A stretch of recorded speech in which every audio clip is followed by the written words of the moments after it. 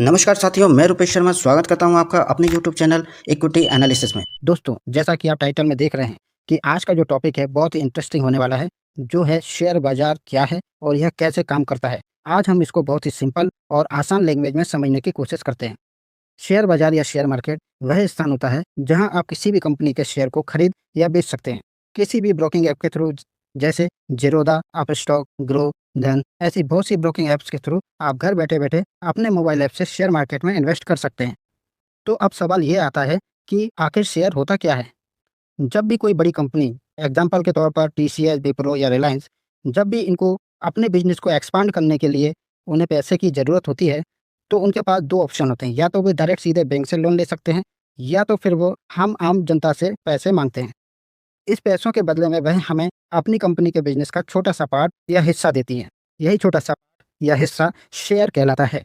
मतलब अगर आपने किसी कंपनी के एक शेयर को खरीद लिया है, तो आप उस कंपनी के उतने से हिस्से के मालिक बन गए हैं।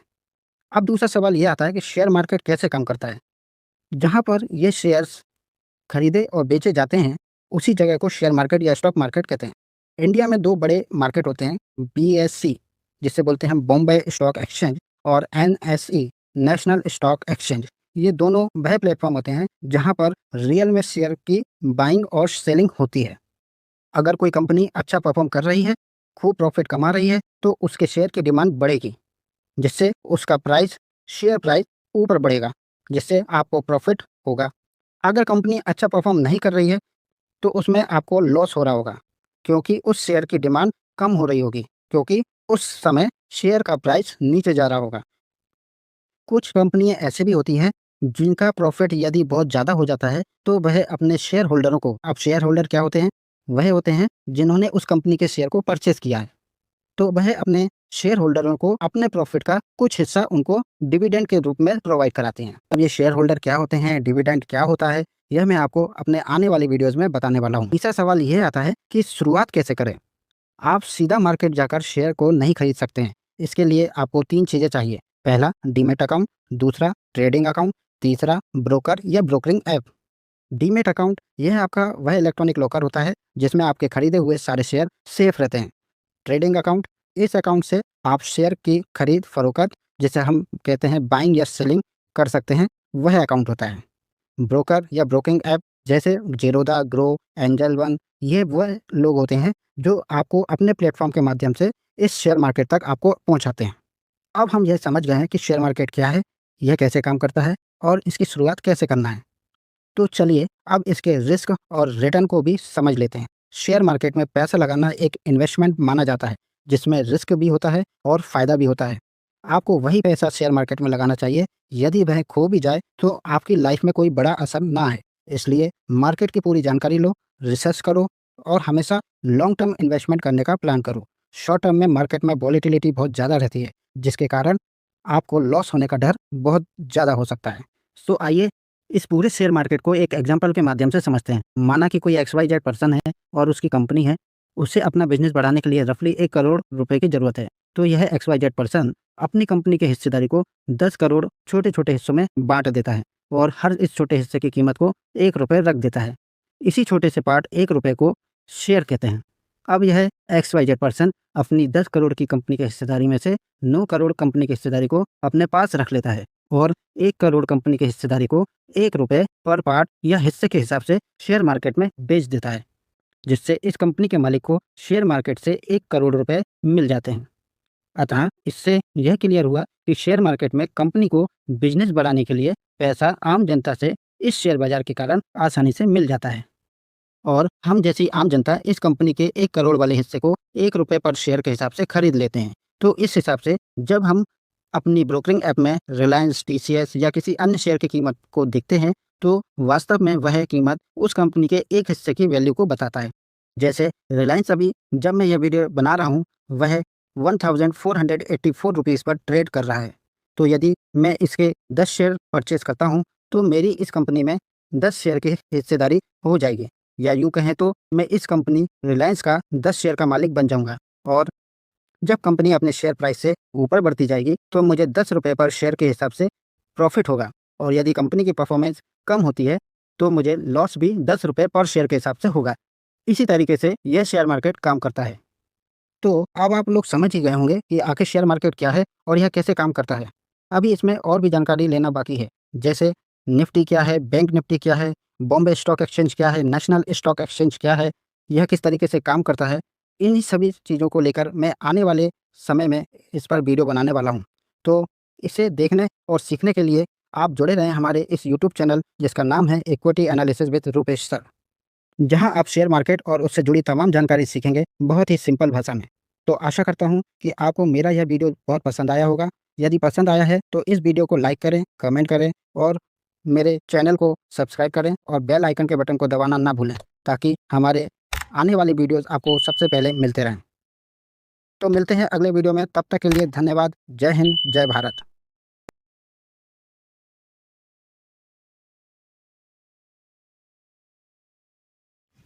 नमस्कार दोस्तों, मैं रुपेश शर्मा स्वागत करता हूं आपका अपने यूट्यूब चैनल इक्विटी एनालिसिस में।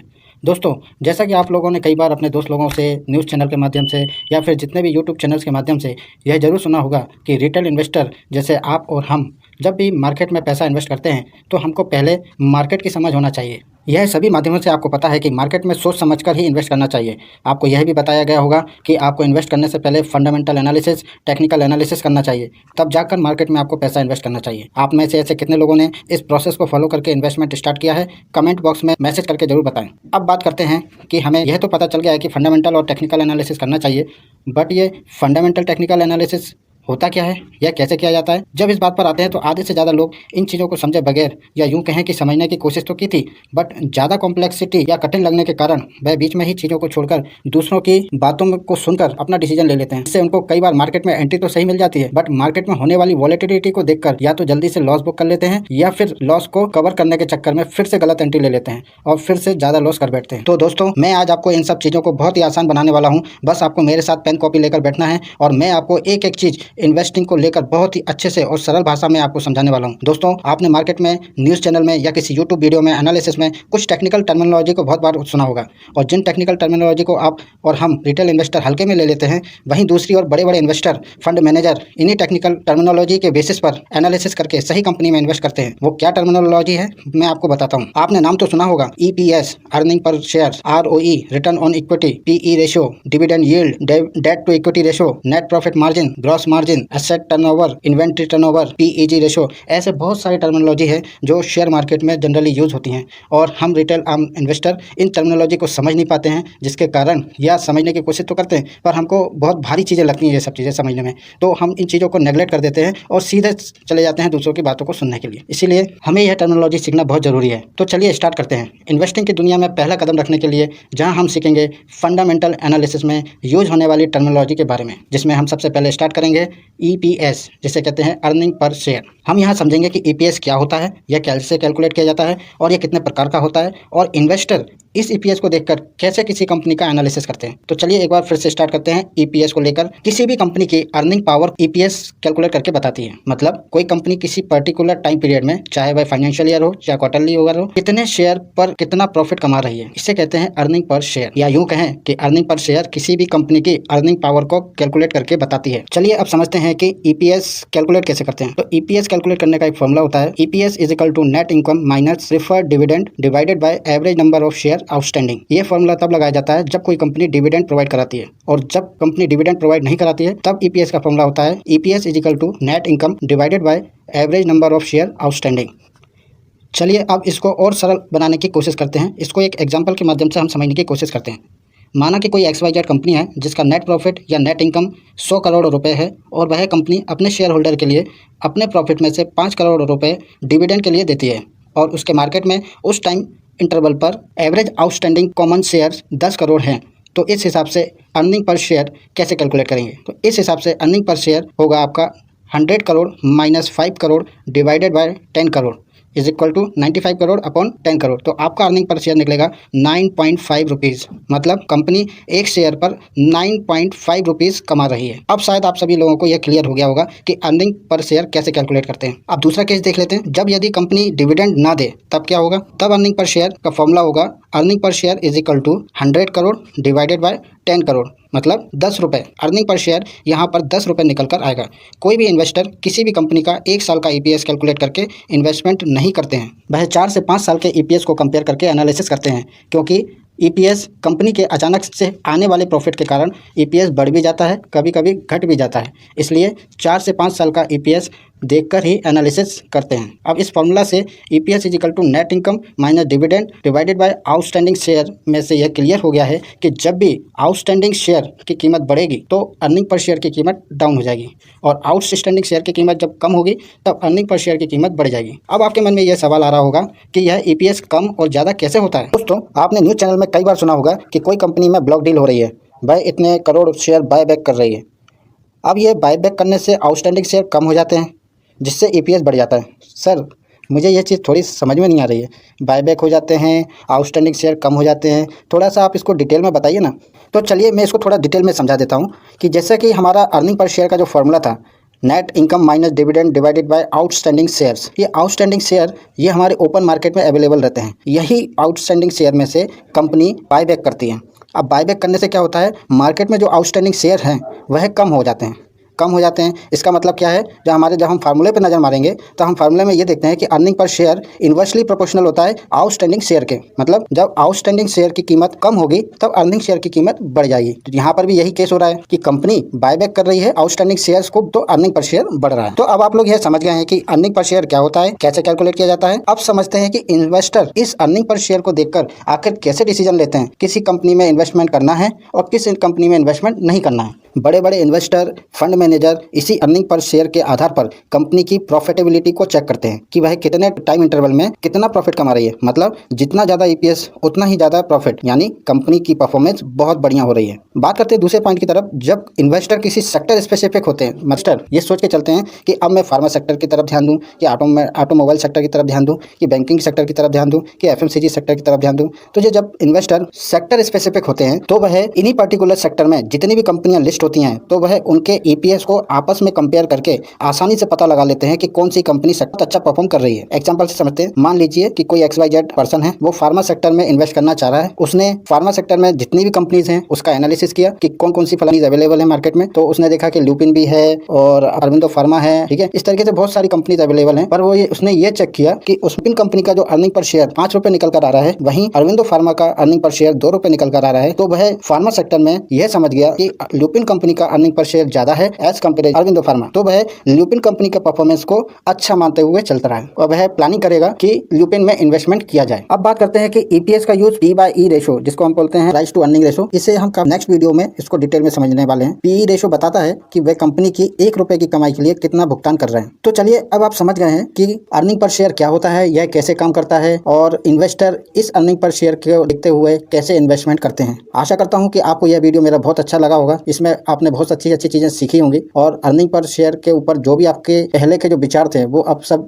दूर हो गए होंगे। अब नई चीज़ें आपके दिमाग में बैठ गई होंगी और आशा करता हूँ कि ये चीज़ें आपके दिमाग में बैठी रहेंगी और इन्वेस्टमेंट की इस पहले कदम में ये चीज़ें आपका हमेशा साथ देती रहेंगी। दोस्तों, मैं अपने आने वाली वीडियो में इसी प्रकार से डिटेल और सिंपल लैंग्वेज में PE रेशो और ROE के बारे में बात करेंगे। मैं आपको अपने वीडियो के माध्यम से वैल्यूएबल कंटेंट देने की कोशिश कर रहा हूँ, जिसमें मुझे थोड़ा सा समय लग जाता है, क्योंकि मैं नहीं चाहता कि मैं कुछ भी वीडियो बनाकर आप लोगों तक पहुँचा दूँ, क्योंकि समय बहुत कीमती है और समय के साथ पैसा भी कीमती है। इसीलिए सोच समझ कर ही इन्वेस्ट करना है। जल्दबाजी में कोई भी डिसीजन नहीं लेना है। यदि आपको मेरा यह वीडियो अच्छा लग रहा है, मैं जो आपको चीज़ें बता रहा हूँ आप उसे बहुत अच्छे से समझ पा रहे हैं, अंडरस्टैंड कर पा रहे हैं, तो आप मेरे इस वीडियो को लाइक कीजिए और कमेंट में यह बताइए कि आपको यह वीडियो समझ में आया है। और साथ ही साथ मेरे इस यूट्यूब चैनल को आप सब्सक्राइब कर लीजिए, साथ ही बेल आइकन के बटन को भी दबा दें, ताकि मैं जब भी ये वीडियो आपके लिए बनाऊँ तो आपके पास ये पहले पहुँचे। तो चलिए मिलते हैं अगले वीडियो में, तब तक के लिए जय हिंद, जय भारत।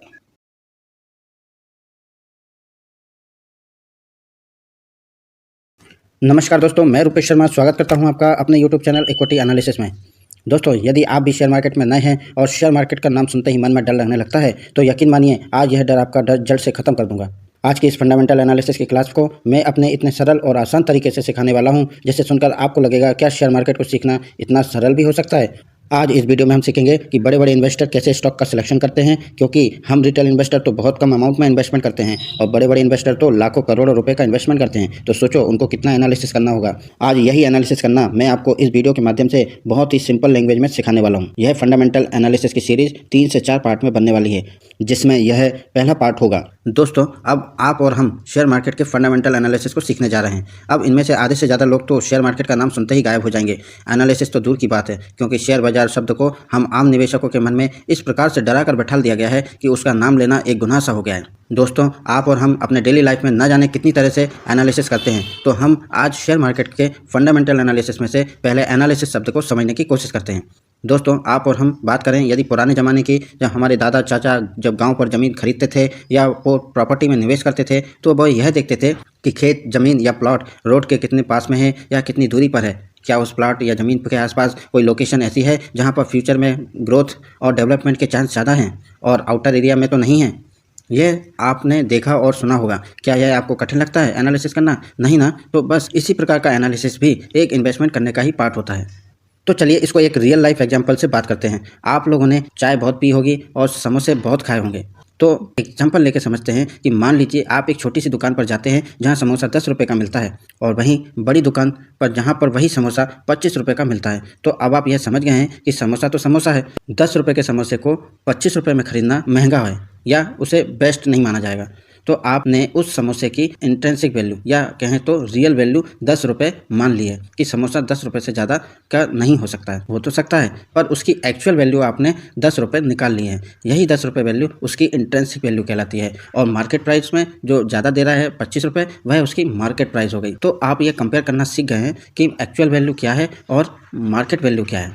यही एक्चुअल वैल्यू इंट्रिंसिक वैल्यू कहलाती है। ठीक इसी तरीके से हम स्टॉक का सिलेक्शन शेयर मार्केट में करते हैं। बस यहाँ पर हमें कंपनी के बिजनेस को समझना होता है। अब बिजनेस को समझने से पहले हम एक टेक्निकल टर्म जिसको बोलते हैं इंट्रिंसिक वैल्यू को निकालना या समझना स्टार्ट करते हैं। अब इंट्रिंसिक वैल्यू क्या होता है? इसका मतलब यह होता है कि किसी चीज़ की रियल वैल्यू या असली कीमत को पता करना। चाहे मार्केट में जो भी बोल रहा हो, उससे कोई फ़र्क नहीं पड़ता है। मार्केट कभी ज़्यादा तो कभी कम प्राइस दिखाता है, पर इंट्रिंसिक वैल्यू उसकी ट्रू वैल्यू होती है। इसके लिए मैं आपको एक और एग्जाम्पल से समझाता हूँ।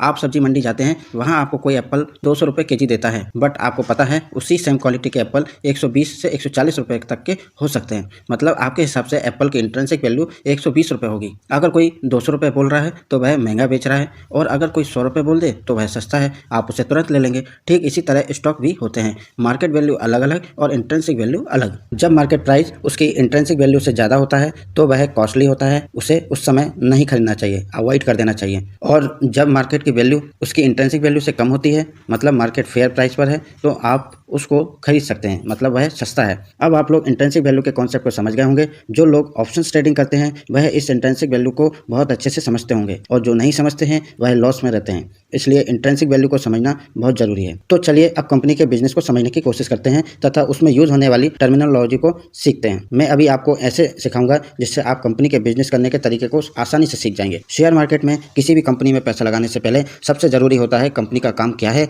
मतलब किस तरीके का बिजनेस करती है, कैसे अपने प्रोडक्ट को बनाती है और उसे कैसे सेल करती है, उसके कॉम्पिटिटर कौन है, कहाँ से पैसा ला रही है। ये बेसिक सारी चीजें जानना जरूरी होती हैं। तो चलिए इसे एक एग्जाम्पल से समझते हैं। कंपनी क्या काम करती है? कंपनी बेसिकली प्रॉब्लम को सॉल्व करती है। जिस तरह एक चाय की दुकान का काम होता है चाय बनाना और उसको बेचना, इसी प्रकार हर कंपनी का एक प्रोडक्ट होता है या सर्विस होती है, वो उसको बनाती है और लोगों तक पहुंचाती है। जैसे बात करें कि कंपनी यदि बैंकिंग की है तो उसका काम होगा लोगों को लोन देना और उनके पैसों को संभाल के रखना। अगर कंपनी IT सेक्टर की है तो उसका काम होगा ऐप बनाना, वेबसाइट डिजाइन करना, सॉफ्टवेयर बनाना। अगर कंपनी FMCG कंपनी है तो उसका काम होगा toothpaste, shampoo, biscuit, food products आदि बनाना और उनको बेचना। अब बात करते हैं कि कंपनी पैसे आखिर कमाती कैसे है। सिंपल सी बात है, जितना ज़्यादा प्रोडक्ट बेचेगी उतना ज़्यादा प्रॉफिट होगा और जितनी ज़्यादा सर्विस देगी उतना ज़्यादा इनकम होगी।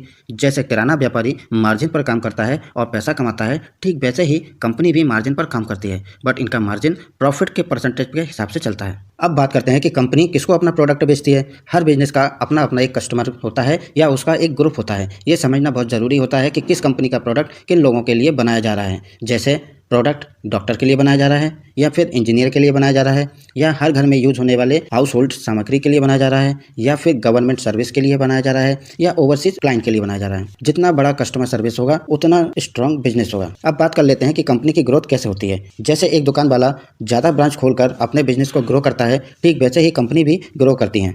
कैसे? नए नए प्रोडक्ट को लॉन्च करके, नए सिटी मार्केट में अपनी शॉप्स को ओपन करके, अपनी टेक्नोलॉजी को इम्प्रूव करके और एक्सपोर्ट बढ़ाकर। अब बात करते हैं कि कंपनी का कंपटीशन कैसे होता है। जैसे आपकी गली में एक चाय की दुकान है तो आपको प्रॉफिट बहुत अच्छा होगा। अगर वही गली में 10 चाय की दुकान हो जाए तो कंपटीशन बढ़ जाएगा। ठीक उसी प्रकार से कंपनी का भी यही रूल होता है, जिसको हम बोलते हैं मोनोपोली बिजनेस। मोनोपोली बिजनेस का मतलब होता है उस फील्ड में उस कंपनी का एकाएक साम्राज्य होना, मतलब उसका कंपटीशन जीरो होना, कस्टमर के पास ऑप्शन ही बहुत कम होना, कंपनी के पास पावर ज़्यादा होना और प्रॉफिट ज़्यादा होना। वहीं बात करें डुओपोली बिजनेस की तो मतलब सिर्फ 2 बड़े प्लेयर का गेम होता है। इसका मतलब क्या हुआ? अगर मार्केट में सिर्फ 2 बड़ी कंपनियां हों जिनके पास मैक्सिमम पावर हो, इसे कहते हैं डुओपोली। इसका मतलब क्या हुआ कि 2 कंपनी 70 से 80% मार्केट को होल्ड करती हैं। प्राइस और रूल दोनों मिलकर सेट करते हैं। अगर न्यू कंपनी आ भी जाए तो चल भी नहीं पाती हैं। एग्जाम्पल पता है आप लोगों का इसका? नहीं पता है तो मैं आपको बताता हूँ। आपने टेलीकॉम इंडस्ट्री में जियो और एयरटेल, इन दोनों कंपनी का नाम तो सुना ही होगा। इन दोनों ने ही मार्केट में डुओपोली बना रखी है। अब तीसरा होता है ओलिगोपोली। इसका मतलब क्या होता है? इसमें थोड़े प्लेयर होते हैं और ज़्यादा कंट्रोल होता है। इस ओलिगोपोली में 3 से 6 बड़ी कंपनियां होती हैं जिनका मार्केट में दबदबा रहता है। आपने एविएशन इंडस्ट्री का नाम सुना होगा, जहाँ पर IndiGo, Air India, SpiceJet, Akasa Air, ऐसी बहुत से 5, 6, 7 कंपनी हैं जो पूरी एविएशन इंडस्ट्रीज को कंट्रोल करके रखी हुई हैं। यह ओलिगोपोली में आती हैं। अब फाइनली बात करते हैं कि कंपनी किस कैटेगरी में आती है, मतलब मार्केट शेयर कितना है, मतलब कंपनी लार्ज कैप है या स्मॉल कैप है या मिड कैप है।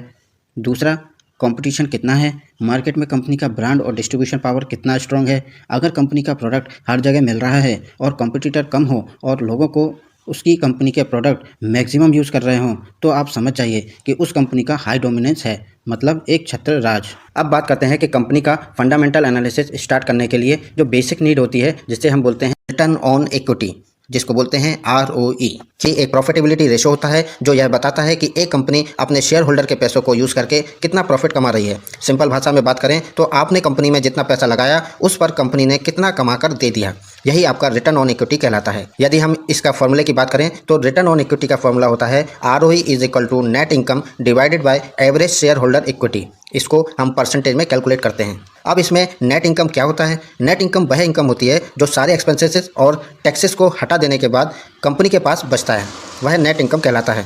यह कंपनी के इनकम स्टेटमेंट से पता चलता है। शेयर होल्डर इक्विटी क्या होती है? यह वह टोटल पैसा होता है जो शेयर होल्डर ने अपनी कंपनी में लगा रखा है। यह शेयर होल्डर इक्विटी वैल्यू हमें कंपनी की बैलेंस शीट से पता चलता है। अब मानकर चलते हैं कि कंपनी का ROE 20% है, तो यह 20% बताता है कि कंपनी ने शेयर होल्डर के हर 100 रुपये पर 20 रुपये का प्रॉफिट कैसे कमाया। ROE जितना ज़्यादा होता है उतना अच्छा माना जाता है। जनरली 15% से 20% का ROE बहुत अच्छा माना जाता है। यदि हम इस ROE को एक एग्जांपल से समझें तो हम मान लेते हैं कि कोई FMCG की एक कंपनी है जिसका नेट प्रॉफिट 115 करोड़ रुपए है और average share holder equity 600 crore रुपए है, तो इसका ROE होगा तो 115 डिवाइडेड बाय 600, क्योंकि 115 इसका नेट प्रॉफिट है और 600 रुपए इसकी एवरेज शेयर होल्डर इक्विटी है। तो इन दोनों को जब आपस में डिवाइड करेंगे तो हमें मिलेगा 0.196, जो होगा आपका 19.6%। जो यहाँ पर इस FMCG कंपनी का ROE निकल कर आ रहा है 19.6। इसका मतलब यह है कि इस FMCG कंपनी ने अपने average share holder equity 600 crore रुपए पर फाइनेंशियल ईयर 2025 में 115 करोड़ रुपए का प्रॉफिट जनरेट किया है, जो 19.6% के बराबर है। यही 19.6 रिटर्न ऑन इक्विटी कहलाता है। अब आप समझ गए होंगे कि रिटर्न ऑन इक्विटी कैसे निकाला जाता है और ये क्या होता है। अब हमने समझ लिया है कि ROE क्या होता है। अब समझते हैं कि ROE की वैल्यू कितना होना चाहिए ताकि हमारा इन्वेस्टमेंट अच्छा रिटर्न दे सके। ROE की वैल्यू मिनिमम 15% तो होना ही चाहिए। 15 से 20% तक का ROE बेस्ट ROE माना जाता है और हमें किसी भी कंपनी का ROE निकालने के लिए 4 से 5 साल के ROE का एनालिसिस करना बहुत ज़रूरी होता है, जिससे पता चल सके कि company year on year basis पर कैसा परफॉर्म कर रही है। बट जरा रुकिए, पर यहाँ पर ROE को चेक करने से पहले उस कंपनी के डेट के बारे में भी पता होना जरूरी है, क्योंकि यदि कंपनी का प्रॉफिट बहुत ज़्यादा है और उसने डेट ज़्यादा ले रखा है तो उस कंपनी का ROE भी बहुत ज़्यादा हो सकता है। तो इसका मतलब यह नहीं कि वह कंपनी भी बहुत अच्छा परफॉर्म करेगी। यदि मार्केट में कुछ नेगेटिव न्यूज़ आती है तो सबसे पहले यह डेट वाली कंपनी में ही लॉस होने का डर ज़्यादा रहता है। तो चलिए चलिए इसको भी एक एग्जांपल से समझ लेते हैं कि जिन कंपनियों का डेट बहुत ज़्यादा होता है वह भी अपने आरओई को बहुत ज़्यादा बताती हैं। तो इसका मतलब ये नहीं कि आरओई बहुत ज़्यादा अच्छा है तो इसमें हम इन्वेस्टमेंट कर सकें। तो ये आरओई को समझने के लिए, डेट वाली कंपनी का अंडरस्टैंड करने के लिए हम एक एग्जाम्पल लेकर समझते हैं। मान लेते हैं कि दो कंपनियां हैं। पहली कंपनी है एफएमसीजी कंपनी, दूसरी है ऑटोमोबाइल कंपनी। इस एफएमसीजी कंपनी का नेट प्रॉफिट 20 करोड़ रुपए है और टोटल एसेट वैल्यू या एवरेज शेयर होल्डर इक्विटी इसकी 100 करोड़ रुपए है। वहीं ऑटोमोबाइल सेक्टर कंपनी का भी नेट प्रॉफिट 20 करोड़ रुपए है और टोटल एसेट वैल्यू 100 करोड़ रुपए है, जिसमें से 30 करोड़ रुपए एवरेज शेयर होल्डर इक्विटी है और 70 करोड़ रुपए का डेट है। तो एफएमसीजी सेक्टर का आरओई होगा net profit divided by average share holder equity. तो आरओई का फॉर्मूला के हिसाब से आरओई इसका निकलेगा 20 divided by 100 is equal to 20%। यहाँ पर एफएमसीजी कंपनी का आरओई निकला है 20%। चलिए अब ऑटोमोबाइल सेक्टर के कंपनी का भी आरओई निकाल लेते हैं। तो यहाँ का आरओई होगा net profit divided by average share holder equity. तो यहाँ पर शेयर होल्डर इक्विटी केवल 30 करोड़ रुपए है, जिसमें 70 करोड़ रुपए तो केवल इसका डेट है। तो यहाँ पर आरओई होगा 20 divided by 30 is equal to 66.6%। यहाँ पर आरओई 66.6% निकल रहा है। अब आप इस केस में यह कहेंगे कि सर आपने तो बताया था कि आरओई जितना ज़्यादा होगा उतना अच्छा होता है, तो इस हिसाब से ऑटोमोबाइल वाली कंपनी का आरओई 66.6% है, तो यह तो बहुत बढ़िया कंपनी हुई और हमें इसमें इन्वेस्टमेंट करना चाहिए। तो ज़रा रुकिए, यहाँ पर एफएमसीजी का कंपनी का आरओई जरूर 20% है, बट इस एफएमसीजी कंपनी के ऊपर कोई भी डेट या कर्ज या लोन नहीं है, जिससे इसका फ्यूचर में बिजनेस पर कोई ज़्यादा असर नहीं होगा। यदि कोई नेगेटिव न्यूज़ आती है तो ये बिजनेस अपने परफॉर्मेंस को मेंटेन करके रख सकता है और इसका इन्वेस्टमेंट एक लंबे समय में एक अच्छा रिटर्न दे सकता है। वहीं ऑटोमोबाइल कंपनी का आरओई 66.6 दे जरूर रहा है, जिसमें कंपनी ने अपनी 30 करोड़ रुपए की एवरेज शेयर होल्डर इक्विटी पर 70 करोड़ रुपए का कर्ज ले रखा है, जो फ्यूचर में किसी भी मार्केट क्रैश की न्यूज या अचानक आने वाली नेगेटिव न्यूज के चलते कंपनी के लिए प्रॉब्लम क्रिएट कर सकती है। इसी कारण से यहाँ पर ऑटोमोबाइल कंपनी फाइनेंशियली वीक होने का इंडिकेशन देती है और हम रिटेल इन्वेस्टर को ऐसी डेट वाली कंपनियों में इन्वेस्ट करने से बचना चाहिए। तो आप लोग ये समझ गए होंगे कि हमको कौन सी कंपनी में इन्वेस्टमेंट करना चाहिए और कौन सी कंपनी का आरओई देखना हमारे लिए बेस्ट होता है। तो चलिए अब बात करते हैं कि स्मार्ट इन्वेस्टर आरओई को कैसे देखकर कंपनी का सिलेक्शन करते हैं। स्मार्ट इन्वेस्टर केवल 15% आरओई वाली कंपनी को नहीं देखते हैं, वो उस कंपनी के उसके पीयर कंपनी से कंपेयर करके देखते हैं, मतलब सेम इंडस्ट्री की दूसरी कंपनी के साथ एनालिसिस करते हुए उसको कंपेयर करते हैं। एक अच्छा इन्वेस्टर किसी भी कंपनी के साल का आरओई देखकर इन्वेस्टमेंट नहीं करता है, वह पिछले 5 से 10 साल का पुराने आरओई के ट्रेंड को देखता है। यदि कंपनी का लगातार अच्छा आरओई मेंटेन हो रहा है तो वह स्ट्रॉन्ग बिजनेस मॉडल को शो करता है। वहीं दूसरी ओर यदि कंपनी का आरओई फ्लक्चुएट या वोलेटाइल हो रहा है, मतलब कभी 5% तो कभी 30%, तो यह इनकंसिस्टेंट परफॉर्मेंस को शो करता है और इसमें इन्वेस्टमेंट करना हाईली रिस्की होता है। और जो प्रोफेशनल इन्वेस्टर होते हैं वह इस आरओई को डिटेल के साथ एनालिसिस करते हैं, जो डू-पॉन्ट एनालिसिस कहलाता है, जिसमें वह आरओई को 3 पार्ट में ब्रेक कर लेते हैं। वह 3 पार्ट कौन से होते हैं? पहला होता है प्रॉफिट मार्जिन, दूसरा होता है एसेट टर्नओवर, तीसरा होता है इक्विटी मल्टीप्लायर। इससे भी पता चलता है कि कंपनी ज़्यादा प्रॉफिट मार्जिन से कमा रही है या एसेट को तेजी से यूज़ करते हुए कमा रही है या बहुत कर्ज लेकर कमा रही है। तो दोस्तों, अगर आपको आरओई का कॉन्सेप्ट क्लियर हो गया है तो आपको समझ आ गया है कि इन्वेस्टर स्टॉक सिलेक्शन में गलती क्यों नहीं करते हैं, क्योंकि वह इस आरओई को 3 पार्ट में डिवाइड करके ही उसका एनालिसिस करते हैं। इस वीडियो में अब आप बिल्कुल क्लियर हो गए होंगे कि आरओई का सिलेक्शन हमको कैसे करना है। तो दोस्तों, अब आपको थोड़ा थोड़ा शेयर बाजार में यूज़ होने वाले फंडामेंटल एनालिसिस में इंट्रिंसिक वैल्यू क्या है, इसका क्या इंपॉर्टेंस है और कंपनी का बिजनेस कैसे समझा जाता है, यह अब आप बिल्कुल आसानी से सीख गए होंगे। मैंने इस वीडियो में बहुत ही सिंपल तरीके से एकदम शुरुआत से फंडामेंटल एनालिसिस स्टार्ट किया है। अभी और भी इसमें टेक्निकल टर्म हम आगे डिस्कस करने वाले हैं। और यदि आपने मेरा यह यूट्यूब चैनल सब्सक्राइब नहीं किया है तो आप इस चैनल को सब्सक्राइब कर लीजिए, साथ ही बेल आइकन के बटन पर भी क्लिक कर दीजिए, ताकि मेरे जैसे जैसे ये वीडियोस आते जाएंगे आप उन वीडियोस को लगातार देखकर उसको आसानी से सीखकर और समझकर आप शेयर मार्केट में निवेश करना स्टार्ट कर सकते हैं। अभी आपको निवेश करने की ज़रूरत नहीं है, अभी आपको सिर्फ लर्निंग करना है, आपको सीखना है, मार्केट को समझना है और फिर उसके बाद तब आपको इन्वेस्ट करना स्टार्ट करना है। अभी आप सिर्फ सीखते जाइए, समझते रहिए। आप अपना नोट्स बनाना चाहें तो आप अपने पेन कॉपी लेकर एक नोट्स भी बना सकते हैं, ताकि आपको उसको रिकॉल कर करके आप उसको अच्छे से और बेहतर तरीके से समझ सकते हैं। तो चलिए मिलते हैं अगले वीडियो में। जाने से पहले आप मेरे इस वीडियो को ज़्यादा से ज़्यादा लाइक करें, कमेंट बॉक्स में यह लिखकर बताएं कि आपको आज के इस वीडियो से कितना समझ में आया है, और आप चाहें तो आप इस वीडियो को अपने फ्रेंड सर्किल में या दोस्तों में जो शेयर मार्केट को नहीं जानते हैं या उनको समझना चाहते हैं तो आप उनको यह वीडियो शेयर भी कर सकते हैं। तो चलिए मिलते हैं नेक्स्ट वीडियो में, तब तक के लिए जय हिंद, जय भारत।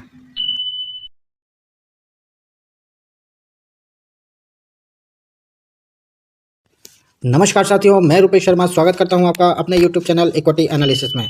दोस्तों, पिछले वीडियो में हमने फंडामेंटल एनालिसिस का फाउंडेशन बनाया था, जिसमें हमने सीखा था कि फंडामेंटल एनालिसिस स्टार्ट करने का सबसे बेसिक फर्स्ट स्टेप क्या होता है, किसी भी कंपनी का इंट्रिंसिक वैल्यू फाइंड करना, जैसे हमने बहुत अच्छे से सीखा था। साथ ही हमने सीखा कि कैसे किसी कंपनी का एनालिसिस किया जाता है, और फिर हमने आरओई के इंपॉर्टेंस को समझा था। साथ में इन्वेस्टर के सीक्रेट वेपन, जिसकी वजह से इन्वेस्टर सही कंपनी में इन्वेस्टमेंट करना स्टार्ट करते हैं कम रिस्क के साथ, उसके कॉन्सेप्ट को भी स्टार्ट किया था, जिसे डू पॉइंट एनालिसिस कहते हैं। दोस्तों, आज के इस वीडियो में फंडामेंटल सीरीज के पार्ट 2 में हम इन्वेस्टर के इसी सीक्रेट वेपन को डिटेल में एनालिसिस करेंगे विद एग्जाम्पल के साथ। तो चलिए शुरू करते हैं। दोस्तों, क्या आपने कभी सोचा है कि बड़े इन्वेस्टर किसी भी कंपनी की असली क्वालिटी को इतनी आसानी से कैसे पकड़ लेते हैं? ऐसा लगता है जैसे उनके पास कोई एक्सरे मशीन हो, एक नज़र में कंपनी की पूरी बॉडी स्कैन कर लेते हैं। लेकिन असली बात यह है कि इसमें कोई रॉकेट साइंस नहीं है। ये इन्वेस्टर एक बहुत ही सिंपल लेकिन पावरफुल टूल यूज़ करते हैं, जिसको बोलते हैं डू पॉइंट एनालिसिस। और आज के इस वीडियो में हम बिल्कुल बेसिक से एकदम स्टेप बाय स्टेप यही सीखने वाले हैं, ताकि आप भी कंपनी की असली परफॉर्मेंस को गहराई से समझ पाओ और स्मार्ट इन्वेस्टमेंट डिसीजन ले सको। सो डू पॉइंट एनालिसिस एक ऐसा टूल होता है जो कंपनी के आरओई, रिटर्न ऑन इक्विटी को तोड़ तोड़कर हमें बताता है कि आरओई असली में क्यों हाई है। क्योंकि आरओई हाई है, अच्छी बात है, लेकिन क्यों हाई है? कंपनी सच में एफिशिएंट है या सिर्फ ज़्यादा बोरो करके आरओई को आर्टिफिशियली हाई दिखाया जा रहा है? ये सारी सच्चाई हमको डू पॉइंट एनालिसिस से बिल्कुल क्लियर हो जाती है। डू पॉइंट एनालिसिस के 3 मेन कंपोनेंट्स होते हैं, जिसमें पहला कंपोनेंट होता है प्रॉफिट मार्जिन। इसका मतलब होता है कि कंपनी कितना प्रॉफिट कमा रही है। असेट टर्नओवर, कंपनी हमें असेट का उपयोग कितना एफिशिएंटली कर रही है, यह बताता है asset turnover. Financially leverage, company कितने डेट पर चल रही है, यह बताता है फाइनेंशियली लेवरेज, कि कंपनी के ऊपर कितना डेट है। इन तीनों को जब हम मल्टीप्लाई करते हैं तो हमको रियल आरओई मिलता है। तो इसका फॉर्मूला बनेगा ROE is equal to profit margin into asset turnover into financial leverage. ये तीनों का कॉम्बिनेशन देखकर ही बड़े बड़े इन्वेस्टर आरओई के एग्जैक्ट वैल्यू को पता करते हैं। अब इसको हम एक सिंपल छोटा सा एग्जाम्पल लेकर समझते हैं कि मान लीजिए कि आपका एक छोटा सा रेस्टोरेंट है, इसको हम एक कंपनी की तरह ट्रीट करके चल रहे हैं। अब यह मान कर चलते हैं कि आपके इस रेस्टोरेंट में एक प्लेट चाउमीन की कीमत 100 रुपये की है, जिसे आप 100 रुपये में बेचते हैं, और उसकी आपकी कॉस्ट 70 रुपये है। तो आपका प्रॉफिट जो निकलेगा 30 रुपये पर प्लेट निकलेगा। तो इस हिसाब से आपका प्रॉफिट मार्जिन होगा 30%। अब टोटल इन्वेस्टमेंट की बात करते हैं कि यदि आपने अपने इस रेस्टोरेंट में या इस कंपनी में टोटल इन्वेस्टमेंट 1 लाख रुपये का किया हुआ है, और यह रेस्टोरेंट या यह कंपनी आपको ईयरली 2 लाख रुपये का सेल दे रही है, तो आपका टर्नओवर निकलेगा 2 टाइम्स, मतलब आपका असेट टर्नओवर निकलेगा 2 टाइम्स। अब बात करते हैं कि फाइनेंशियली लेवरेज क्या होता है। अब ये कंसीडर करके चलते हैं कि आपने अपनी इस कंपनी में या रेस्टोरेंट में आपने खुद के 50,000 रुपये लगाए हुए हैं, बाकी 50,000 रुपये का लोन लिया हुआ है, तो आपका लेवरेज 2 टाइम्स हो जाएगा। अब हम इन तीनों चीज़ों का मल्टीप्लाई करेंगे तो हमको मिलेगा एक्चुअल रिटर्न ऑन इक्विटी। अब इसको थोड़ा सा और क्लियर करते हैं और 2 कंपनी से कंपेयर करके देखते हैं। मान लीजिए कि एक कंपनी ए है और दूसरी कंपनी बी है। कंपनी ए का प्रॉफिट मार्जिन 20% है, असेट टर्नओवर 1 गुना है या 1 टाइम्स है, लेवरेज आपका 1.2 टाइम्स है, तो कंपनी ए का आरओई निकलेगा 20। जब हम तीनों को मल्टीप्लाई करेंगे तो हमारा आरओई निकलेगा कंपनी ए के लिए 20 into 1 into 1.2 is equal to 24%। क्योंकि हमारे फॉर्मूले में हमने देखा है कि आरओई को हमको आरओई की वैल्यू यदि हमको निकालना है तो हमको इन तीनों का मल्टीप्लाई करना पड़ेगा। तो हमने इन तीनों का मल्टीप्लाई करा और हमको मिला 24% आरओई कंपनी ए के लिए। अब हम बात कर रहे हैं कि कंपनी बी के लिए प्रॉफिट मार्जिन 8% है, असेट टर्नओवर 2.5 टाइम्स है, लेवरेज आपका 3 टाइम्स है। अब इसके लिए आरओई हम जब कैलकुलेट करेंगे, जब तीनों का मल्टीप्लाई करेंगे तो 8 into 2.5 into 3 is equal to 60%। अब यहाँ पर कंपनी बी का आरओई निकल के आ रहा है 60%। अब आपको पहली नज़र में यह लगेगा कि वाह, कंपनी बी का आरओई तो 60% है, ये तो बहुत बेस्ट है और हमको इसमें इन्वेस्टमेंट कर लेना चाहिए। लेकिन यह आरओई नेचुरल ग्रोथ से नहीं बल्कि ज़्यादा लिवरेज लेकर आर्टिफिशियली हाई दिख रहा है। प्रॉफिट मार्जिन इसका लो है, प्राइसिंग पावर इसका लो है और रिस्क भी काफ़ी हाई है। स्मार्ट इन्वेस्टर तुरंत समझ जाएंगे कि कंपनी बी ज़्यादा रिस्की है, लेकिन हम रिटेल इन्वेस्टर अक्सर इसी हाई आरओई में फंस जाते हैं। डू पॉइंट एनालिसिस आपको यह सिग्नल देता है कि high profit margin is equal to company की प्राइसिंग पावर स्ट्रॉन्ग है।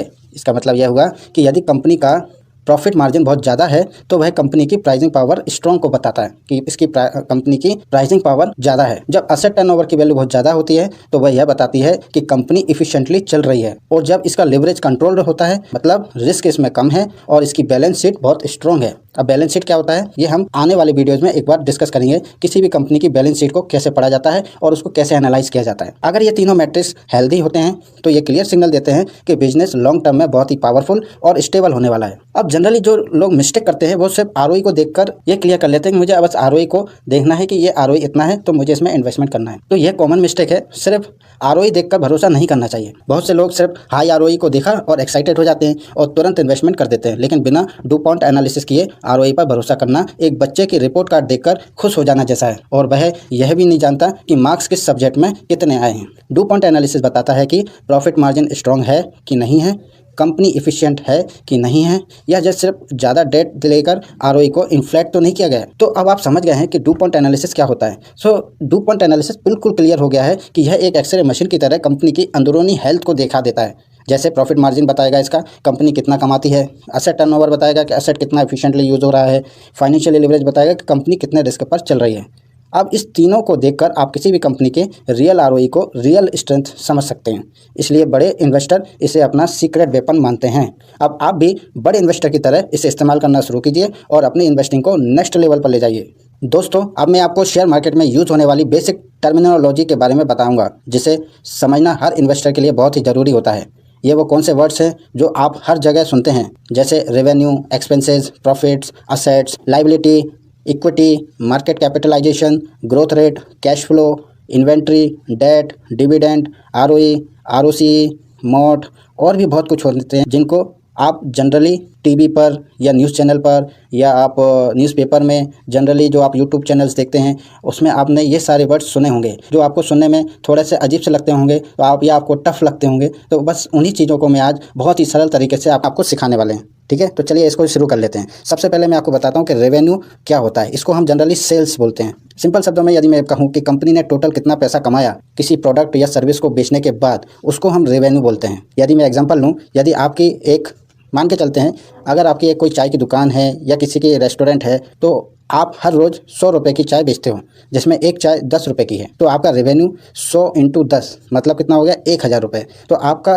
रेवेन्यू हो रहा है 1000 रुपये का। इसका मतलब यह हुआ कि आपने दिन भर में कितने की चाय बेची, आपने 1000 रुपये की चाय बेची, तो यह आपका रेवेन्यू कहलाएगा। अब बात करते हैं कि एक्सपेंसेस क्या होते हैं। इसको हम बोलते हैं खर्चे। बिजनेस चलाने के लिए जो जो कॉस्ट लगती है वो होती है एक्सपेंसेस। अब बड़ी बड़ी कंपनियों में बहुत सारे खर्चे होते हैं, है ना, उनको अलग से हम एक एक चीज़ों को तो नहीं समझ पाते, तो उसको हम इसको एक सिंपल एग्जांपल के माध्यम से आपको समझाते हैं कि मान लीजिए जैसे हम चाय की दुकान का एग्जांपल लेके चल रहे हैं, तो उसमें आपको दूध की ज़रूरत होगी जो लगभग मान के चलते हैं आपको 300 रुपये का दूध लगता होगा। उसमें आपकी शक्कर लगती होगी, मान के चलते हैं कि 50 रुपये की शक्कर लग गई है। गैस जो मान के चलते हैं 100 रुपये की आपके दिन भर की गैस लग जाती होगी। एम्प्लॉय का जो खर्चा है, आपने कोई लेबर रखी होगी चाय बेचने के लिए, चाय डिस्ट्रीब्यूट करने के लिए, तो वो मान के चलते हैं उसमें 200 रुपये का खर्चा है। तो इस हिसाब से आपके सारे खर्चों को यदि मैं जोड़ूं तो वह आपका 650 रुपये पर डे का निकल रहा है। यही बिजनेस चलाने में लगने वाला सब खर्चे को जोड़कर जो हमारी वैल्यू जो निकलती है वह हमारे एक्सपेंसेस कहलाते हैं। अब बात करते हैं कि प्रॉफिट, इसको बोलते हैं मुनाफा, जो सबको बहुत अच्छा लगता है। प्रॉफिट, मुझे आज इतना प्रॉफिट हुआ, ये वर्ड सुनने में, और सब लोग यही चाहते हैं कि मुझे ये वर्ड सुनने मिले, हर टाइम सुनने मिले, है ना। तो इस प्रॉफिट को भी समझ लेते हैं। प्रॉफिट का सिंपल फॉर्मूला होता है रेवेन्यू माइनस एक्सपेंसेस। अब इसको एग्जांपल समझें तो रेवेन्यू, जैसे आपने दिन भर कितना के पैसे चाय बेची थी 1000 रुपये की और आपने उसमें खर्चा कितना किया था 650 रुपये का। अब आपका जो प्रॉफिट निकलेगा, आपने अपने रेवेन्यू 1000 रुपये में से खर्चे हटा दिए तो आपका जो प्रॉफिट निकला वो 350 रुपये, यही आपका प्रॉफिट है। 350 रुपये आपका यही प्रॉफिट है। अब बात करते हैं कि असेट क्या होते हैं। वो सारी चीज़ें जो बिजनेस चलाने में यूज़ होती हैं। जैसे हम एग्जांपल लेके चल रहे हैं चाय का, तो हम इसी को समझते हुए चलते हैं कि कंपनी को भी क्या किस तरीके के असेट्स यूज़ होते होंगे। तो हम अपना एक चाय की दुकान को कंसीडर करके चल रहे हैं, तो हमारी चाय की शॉप पर हमारे लिए क्या असेट हो सकते हैं। एक गैस सिलेंडर, स्टोव या चूल्हा जिससे बोलते हैं, है ना, और आपके लिए चाय की पत्ती, चीनी, है ना, मटेरियल जिसको बोलेंगे, टेबल्स, चेयर्स, ये आपको ज़रूरी होगा। कैश बॉक्स की ज़रूरत होगी जिसमें आप पैसे जोड़ के रखेंगे, है ना। और तीसरा ज़रूरत पड़ेगी आपको, ज़रूरत पड़ेगी एक्स्ट्रा कप प्लेट्स की। तो ये सारी चीज़ें आपके मिला के आपकी असेट्स कहलाएंगी। तो कंपनीज के लिए भी यही लॉजिक लगता है, जैसे मशीनें होंगी, उनकी बिल्डिंग्स होंगी, व्हीकल्स होंगे, कंप्यूटर्स होंगे, ये सारी चीज़ें उनके असेट्स में काउंट होते हैं। अब लाइबिलिटीज़ की बात करते हैं कि क्या होती है लाइबिलिटीज़। लाइबिलिटी होती है आपकी कंपनी के ऊपर कितने ड्यूज़ बकाया कितने चल रहा है। तो इसका एग्जाम्पल है जैसे गैस सिलेंडर आपने लिया है, वो भी उधार में ले लिया है, तो वह आपकी लाइबिलिटी हो गई। चाय पत्ती वाले को आपको 2000 रुपये देने, वो आपकी लाइबिलिटी हो गई। यानी किसी को कितना पैसा देना बाकी रह गया है, यह सब आपकी लाइबिलिटी में काउंट होता है। अब आप लायबिलिटी को अच्छे से समझ गए होंगे कि जो पैसा आपको दूसरों को देना है वह आपकी लायबिलिटी हो गई। अब बात करते हैं कि इक्विटी। इक्विटी का मतलब होता है ओनरशिप का हिस्सा। यदि मान के चलते हैं कि एक बिजनेस में ओनर ने अपना कितना पैसा लगाया है वही उसकी इक्विटी होती है। एग्जाम्पल की बात करें, जैसे हम चाय की दुकान के चल रहे हैं तो इस चाय की दुकान शुरू करने में हमने 20,000 रुपये स्टार्टिंग में लगाए हैं। ये है आपकी एक्चुअल इक्विटी, यही ओनरशिप शेयर कहलाता है। लोन को इक्विटी नहीं बोलते हैं, लोन अलग से लायबिलिटी में काउंट होता है। लोन अलग चीज़ है, इक्विटी अलग चीज़ है। इक्विटी ओनरशिप का हिस्सा कहलाती है और लोन लायबिलिटी में काउंट होता है। लोग जनरली क्या होता है, इक्विटी और लोन दोनों को मिला के बोल देते हैं कि ये मेरी इक्विटी है, ये मेरा इतने का मैं मालिक हूँ। वो उतने के मालिक नहीं है, एक्चुअली मालिक आप उतने के ही हैं जो आपका मेन पैसा है। बाकी लोन वाला पैसा जो होगा वो आपका लायबिलिटी में काउंट होगा। क्लियर। अब बात करते हैं कि मार्केट कैपिटलाइजेशन क्या होता है, जिसको आप जनरली न्यूज़ चैनल में सुनेंगे market cap, large cap, mid cap, small cap. ये सारी चीज़ें को हम अब समझते हैं कि मार्केट कैपिटलाइजेशन क्या होता है। मार्केट कैपिटलाइजेशन का मतलब फॉर्मूला होता है current share into total share is equal to market cap. अब इसको हम एग्जांपल के थ्रू समझ के चलते हैं कि जैसे एक शेयर प्राइस है, उसकी कीमत अभी 100 रुपये चल रही है और उस कंपनी के टोटल शेयर्स 10,000 रुपये मार्केट में अवेलेबल हैं। तो उस कंपनी का मार्केट कैप जो होगा share price into total shares, उससे जब मल्टीप्लाई करेंगे तो उसका टोटल मार्केट कैप निकलेगा 10 लाख रुपए। नहीं समझ में आया? अब इसको और थोड़ा सिंपल कर लेते हैं कि मान लेते हैं कि यदि आपको SBI बैंक को खरीदना है तो SBI बैंक को खरीदने के लिए अभी हम देखेंगे कि उसका करंट मार्केट प्राइस क्या चल रहा है। तो SBI बैंक का जो भी करंट मार्केट प्राइस चल रहा है वो, और SBI बैंक के टोटल कितने शेयर मार्केट में अवेलेबल हैं, उन सभी शेयरों को जब हम करंट मार्केट प्राइस SBI के साथ मल्टीप्लाई करेंगे तो जो वैल्यू आएगी वह कहलाएगी मार्केट कैप। तो मतलब आपको उतना पैसा जब आप दोगे तब आप SBI बैंक को खरीद सकते हो। पैसे तो नहीं खरीद नहीं पाएंगे, पर मैं एग्जांपल के तौर पर आपको बता रहा हूँ कि मार्केट कैपिटलाइजेशन में ये होता है कि आपको यदि किसी चीज़ को यदि खरीदना है तो उसकी करंट प्राइस को मल्टीप्लाई कर देंगे, उसके जितने नंबर ऑफ शेयर अवेलेबल हैं उससे जब हम मल्टीप्लाई कर देंगे तो जो वैल्यू निकलेगी वह कहलाएगी आपकी मार्केट कैपिटलाइजेशन, या बोलेंगे इसको मार्केट कैप। अब इसी मार्केट कैप के हिसाब से कंपनी डिवाइड होती है किस कैटेगरी में, 3 कैटेगरी में, लार्ज कैप, स्मॉल कैप और मिड कैप। इसमें से लार्ज कैप वाली जो कंपनीज होती हैं बहुत ही भरोसेमंद कंपनियाँ होती हैं और इनमें रिस्क कम होता है, रिटर्न थोड़ा कम मिलता है लेकिन रिस्क कम होता है और काफ़ी भरोसेमंद होती हैं।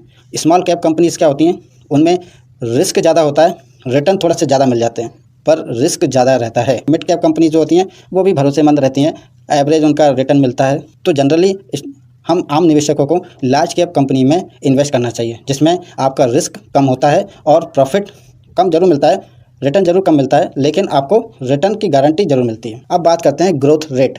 ग्रोथ रेट बताता है कि कंपनी कितनी फास्ट ग्रो कर रही है। एग्जांपल के तौर पर कि लास्ट ईयर का प्रॉफिट कंपनी का 20,000 रुपये था और इस साल कंपनी का प्रॉफिट 30,000 रुपये है, तो इसका ग्रोथ क्या रहेगा, 30,000 को जब हम माइनस करेंगे 20,000 से तो बचेगा 10,000 रुपये, और इस 10,000 को हमारा लास्ट ईयर का जो प्रॉफिट है 20,000 उससे जब हम डिवाइड करेंगे और उसको मल्टीप्लाई कर देंगे 100 से तो हमारा ग्रोथ रेट निकलेगा परसेंटेज में, और वो क्या निकला है 50%।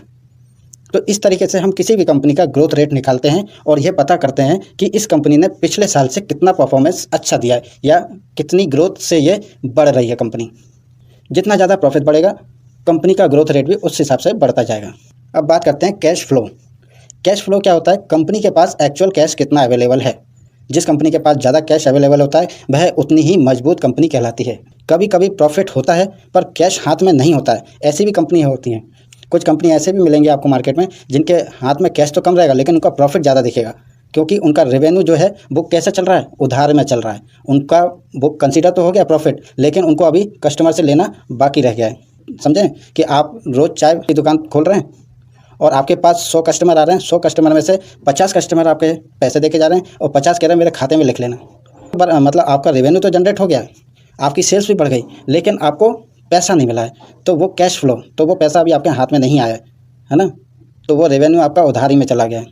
प्रॉफिट जरूर दिख रहा है कि आपको इतने का प्रॉफिट हुआ आज दिन भर में, आपने इतने रुपए की चाय बेच दी है, लेकिन हाथ में पैसा कितना आया है, 50% आया, 50% अभी नहीं आया, तो वह कहलाता है आपका कैश फ्लो। अब बात करते हैं कि इन्वेंट्री क्या होती है। इन्वेंट्री का मतलब होता है कि गोडाउन में पड़ा हुआ स्टॉक। कोई भी कंपनी का यदि गोडाउन में स्टॉक पड़ा हुआ है या बचा हुआ है तो वह ये समझा जाता है कि इस कंपनी के पास बैकअप अवेलेबल है।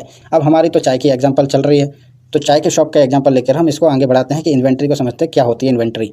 तो अब जैसे मेरी चाय की शॉप है तो मैंने 20 पैकेट चाय की पत्ती के अपने स्टॉक में रखे हैं, 10 पैकेट शक्कर के मैंने रखे हैं, कप का 2-3 बंडल मैंने बैकअप में रखे हुए हैं, तो ये मेरे इन्वेंट्री हो गई है। तो मेरे ये माल बैकअप में मैंने अपने स्टोर में रखा हुआ है, तो ये मेरा इन्वेंट्री की तरह ट्रीट किया जाएगा।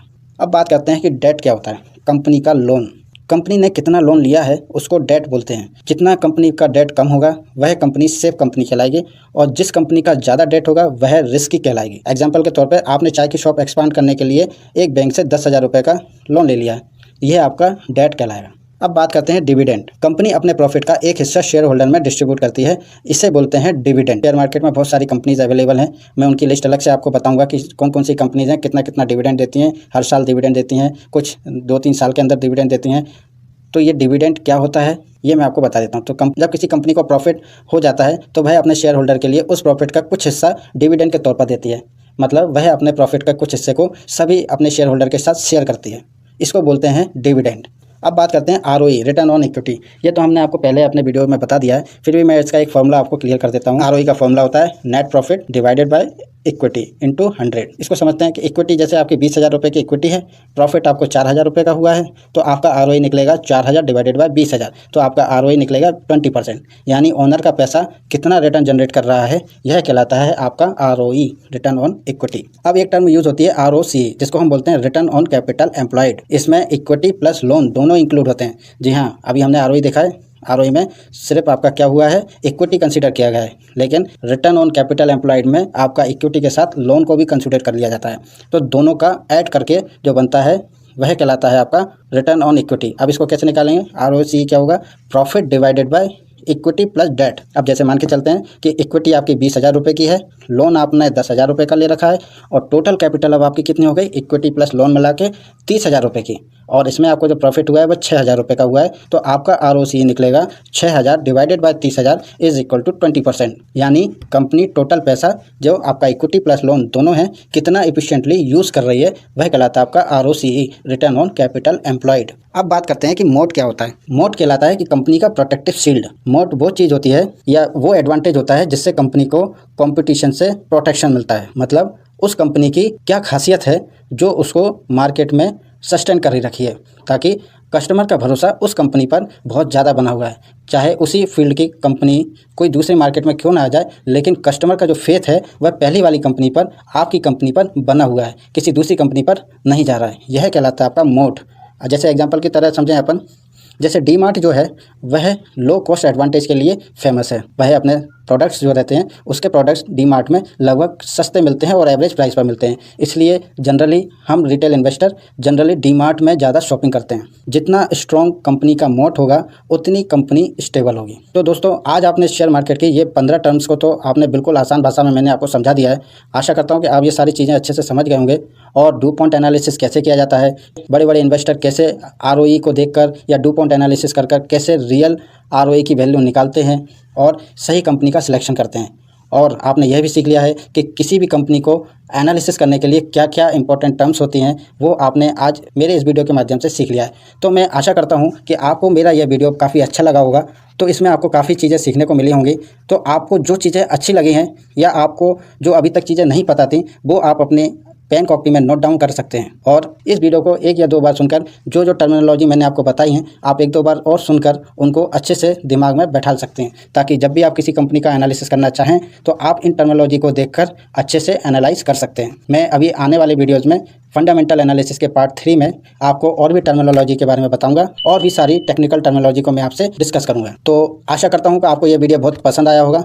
यदि पसंद आया तो आप ज़रूर कमेंट में यह बताएं कि आपको कितनी चीज़ें समझ में आई हैं, और आप मेरे इस वीडियो को लाइक करें, मेरे चैनल को सब्सक्राइब करें, और ज़्यादा से ज़्यादा इस वीडियो को शेयर करें उन फ्रेंड सर्कल के साथ या दोस्तों के साथ जो शेयर मार्केट में नए हैं या अभी भी कंपनी को सिलेक्ट करने में गलती कर रहे हैं। दोस्तों आप लोगों से मैं एक बात कहना चाहता हूं कि आप शेयर मार्केट में निवेश तभी करिए जब आप उसके योग्य हो जाएं। योग्य से मतलब है जब आप कंपनी का सही सिलेक्शन करने के आप काबिल बन जाएं, तब आप शेयर मार्केट में इन्वेस्ट कीजिए, क्योंकि पैसा मेहनत का है। तो मिलते हैं अगले वीडियो में। जय हिंद, जय भारत।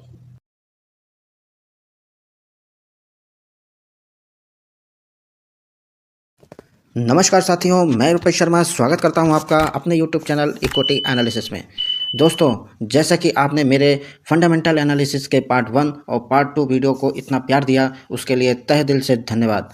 आप सभी का रिस्पांस देखकर मुझे सचमुच यह फील हो रहा है कि आप लोग शेयर मार्केट को जेन्युइनली बारीकी से और सही तरीके से समझने की कोशिश कर रहे हो, और जब आप इतनी मेहनत कर रहे हो तो मेरा भी फ़र्ज़ बनता है कि मैं आपको इन्वेस्टमेंट की पूरी प्रोसेस को मैक्सिमम जितना सिंपल होकर बन सके उतना सिंपल बनाकर आपको समझाऊं, ताकि आप हर एक कंपनी को सिर्फ 5 से 10 मिनट देकर कॉन्फिडेंटली डिसाइड कर पाओ कि इन्वेस्टमेंट करना सही है या नहीं है।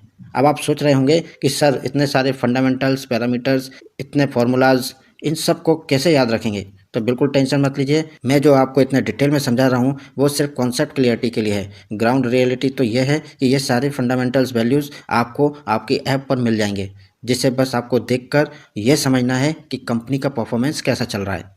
और जो नंबर आपको वहाँ पर मेंशन होंगे उन्हें देखकर आपको ये समझना होगा कि ये नंबर से आपको कंपनी के बारे में क्या सिग्नल मिल रहे हैं।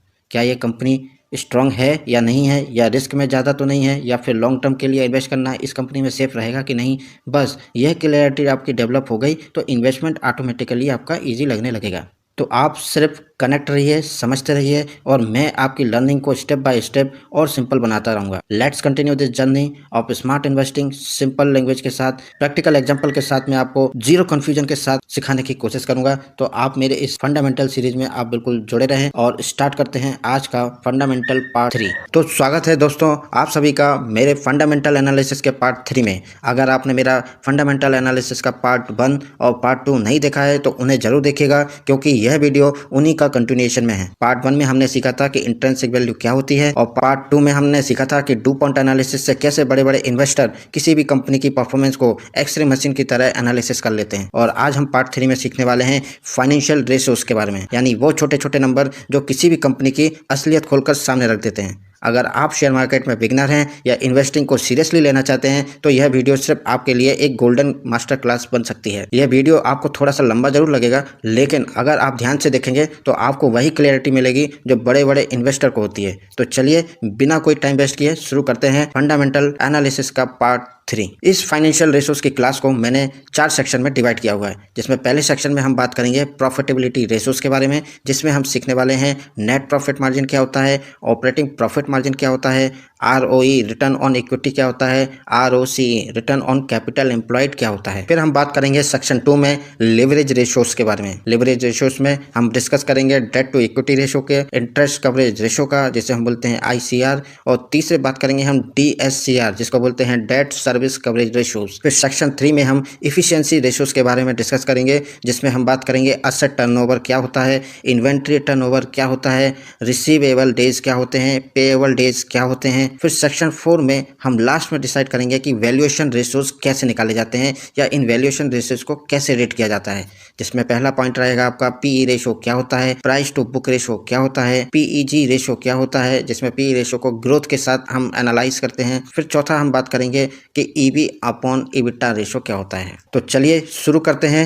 सेक्शन 1 से, जिसमें हम बात करने वाले हैं प्रॉफिटेबिलिटी रेशियोज के बारे में। तो जिसमें हम सबसे पहले सीखने वाले हैं कि नेट प्रॉफिट मार्जिन क्या होता है। नेट प्रॉफिट मार्जिन हमको यह बताता है कि कंपनी अपने टोटल रेवेन्यू, अपनी कमाई का कितना परसेंटेज हिस्सा प्रॉफिट के रूप में बचा रही है, या सिंपल बोले तो कि कंपनी की जेब में सारे एक्सपेंसेस, बिल्स, खर्चे हटाने के बाद कंपनी की जेब में कितना पैसा बच रहा है, वह कहलाता है नेट प्रॉफिट मार्जिन।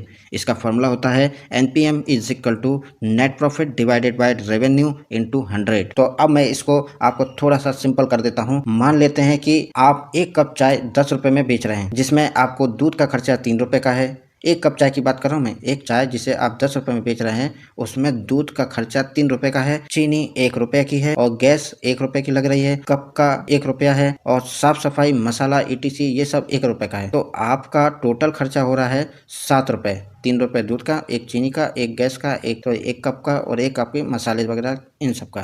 तो टोटल हो गए आपके 7 रुपए। ये टोटल 7 रुपए आपका खर्चा हुआ, और प्रॉफिट कितना बच रहा है 3 रुपए का, क्योंकि आप एक कप चाय को 10 रुपए में बेच रहे हैं। तो आपका प्रॉफिट कितना बच रहा है 3 रुपए। तो आपका नेट प्रॉफिट मार्जिन हो रहा है 3 divided by 10 is equal to 30%। मतलब आपने प्रॉफिट कितना बचाया 3 रुपए का, और आपने खर्चा कितना किया था 7 रुपए का, तो आपको 30% मिला।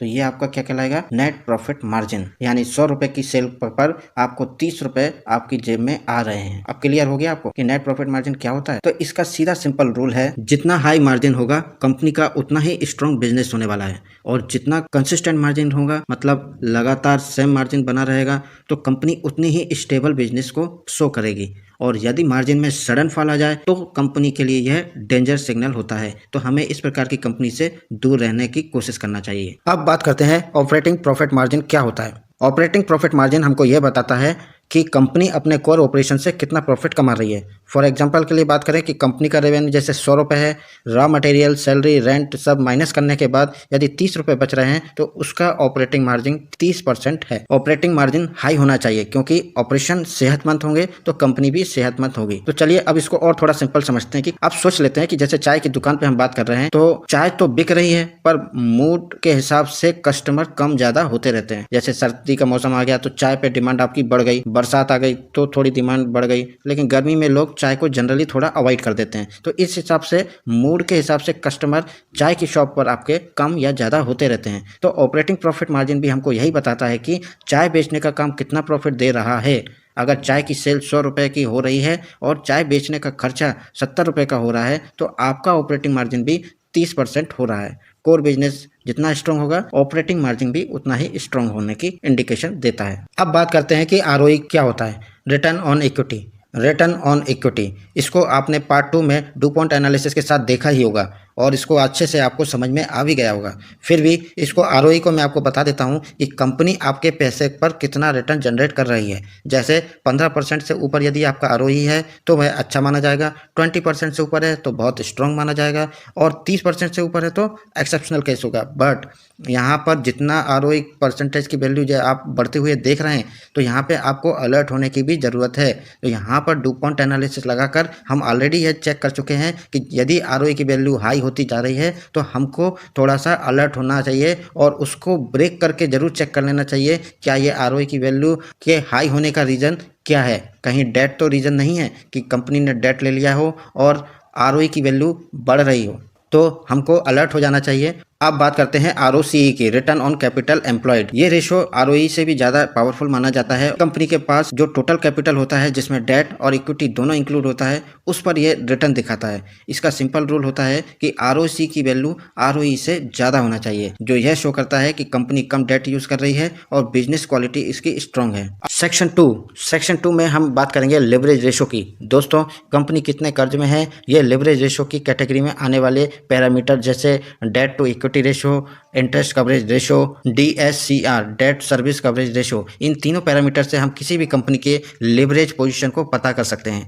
किसी भी कंपनी को यदि अपना बिजनेस एक्सपेंड करना है तो उसे लोन तो लेना ही पड़ेगा, इस बात को हम नकार नहीं सकते। बट लोन सही अमाउंट में हो तो अच्छा होता है और ज़्यादा हो जाए तो कंपनी प्रेशर में भी आ सकती है, इसलिए लोन एक तय सीमा तक ही सही रहता है। तो चलिए अब लिवरेज रेशोज के पैरामीटर को समझते हैं एक एक करके। तो सबसे पहले हम समझेंगे डेट टू इक्विटी रेशो क्या होता है। इसका अर्थ होता है कि एक कंपनी अपने ऑपरेशंस को फाइनेंस करने के लिए कितना कर्ज या डेट ले रही है और कितना अपना पैसा जिसको बोलते हैं इक्विटी यूज कर रही है। यह एक फाइनेंशियल मैट्रिक है जो कंपनी की फाइनेंशियल हेल्थ और रिस्क को बताता है। इसका सिंपल फॉर्मूला होता है debt to equity ratio is equal to total liabilities divided by share holder equity. यदि डेट टू इक्विटी रेशो की वैल्यू 0.5 से कम है तो वह सेफ कंपनी मानी जाती है और यदि डेट टू इक्विटी रेशो की वैल्यू 1 से ज़्यादा है तो वह थोड़ा रिस्की होता है, मतलब कंपनी में रिस्क थोड़ा सा ज़्यादा है। और यदि डेट टू इक्विटी रेशो की वैल्यू 2 से ज़्यादा है तो वह कंपनी बहुत रिस्की मानी जाती है। हम रिटेल इन्वेस्टर को ऐसी कंपनियों से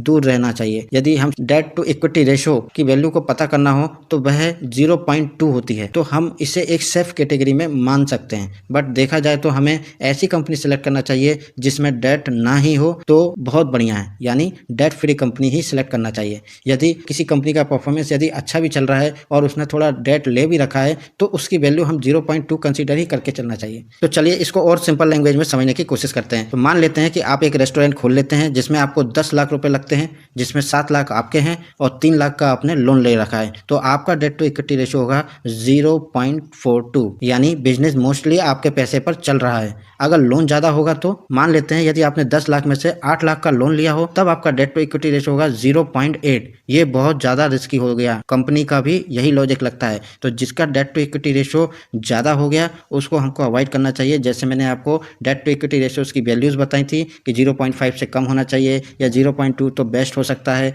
डेट टू इक्विटी यदि 1 से ज़्यादा है तो हमको वह थोड़ा सा रिस्की है, लेकिन 2 से ज़्यादा हो जा रहा है तो उस कंपनी को टोटली अवॉइड कर देना चाहिए। तो ये डेट टू इक्विटी रेशोज़ का फंडा होता है। अब बात करते हैं इंटरेस्ट कवरेज रेशो। इसका मतलब होता है कि एक कंपनी अपने प्रॉफिट से कितनी आसानी से अपना इंटरेस्ट का पेमेंट कर रही है। इसका फॉर्मूला होता है ICR = EBIT divided by interest expenses. अब EBIT का मतलब क्या होता है? Earning before interest and taxes. जैसे नाम से ही क्लियर है, earning before interest and taxes company की वो कमाई जिसमें से अभी तक इंटरेस्ट और टैक्स नहीं कटा है, वह ऑपरेटिंग प्रॉफिट कहलाता है। इंटरेस्ट एक्सपेंसेस क्या होते हैं कि कंपनी ने अपने लोन, बॉन्ड्स या दूसरे उधार टोटल पर कितना ब्याज दिया है। अब इस ICR से यह मतलब निकलेगा कि यदि ICR की वैल्यू हाई है तो कितना हाई होना चाहिए। यदि ICR की वैल्यू 2 टाइम्स या 3 टाइम्स से भी ज़्यादा है तो यह एक पॉजिटिव साइन है। इसका मतलब यह है कि कंपनी के पास अपने इंटरेस्ट पेमेंट करने के लिए अर्निंग्स काफ़ी हैं और उसकी फाइनेंशियल पोजीशन स्टेबल है।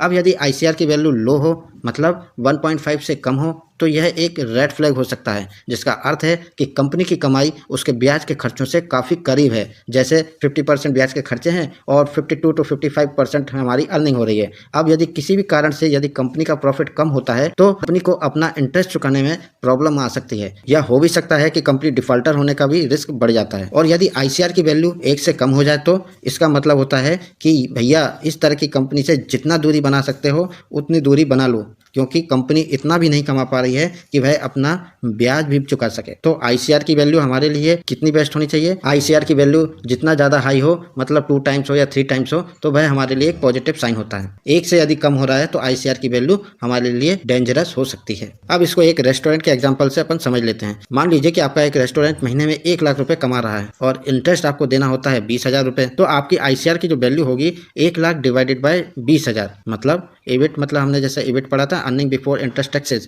तो हमारी अर्निंग कितनी हो रही थी? 1 लाख रुपए, और उसमें डिवाइड कर रहे हैं किसका? इंटरेस्ट एक्सपेंसेस का। तो जो हमारा एक्सपेंसेस कितना हो रहा है? इंटरेस्ट देना है 20,000 रुपये। तो 1 लाख को हमने 20,000 से जब डिवाइड किया तो हमारा ICR की वैल्यू आई है 5, यानी 5 बार में इंटरेस्ट भर सकते हो, इतना पैसा है आपके पास। आपकी कंपनी अभी सेफ चल रही है। अगर ICR की वैल्यू 1 हो जाए या 1 के आसपास हो जाए तो आपका बिजनेस शॉक में आ जाएगा। अरे क्या हो गया, ये मेरे पास तो रिटर्न भरने का भी पैसा नहीं है। तो अगर ICR की वैल्यू 1 के आसपास हो तो हमको अवॉइड कर देना चाहिए। अब बात करते हैं DSCR, जिसको बोलते हैं डेट सर्विस कवरेज रेशो। अब यह रेशो बताता है कि कंपनी सारी लोन पेमेंट कितनी आसानी से कर पा रही है। अब बड़े बड़े इन्वेस्टर इस DSCR रेशोस की वैल्यू को निकालकर इन्वेस्टर और लेंडर्स कंपनी की फाइनेंशियल हेल्थ को बड़े आसानी से एनालिसिस कर सकते हैं और उसके कर्ज चुकाने की एबिलिटी का पता लगा सकते हैं। जब DSCR की वैल्यू 1 से ज़्यादा होती है तब इसका मतलब होता है कि कंपनी के पास इतना पैसा आ रहा है कि वह आसानी से अपने लोन को चुका पा रही है।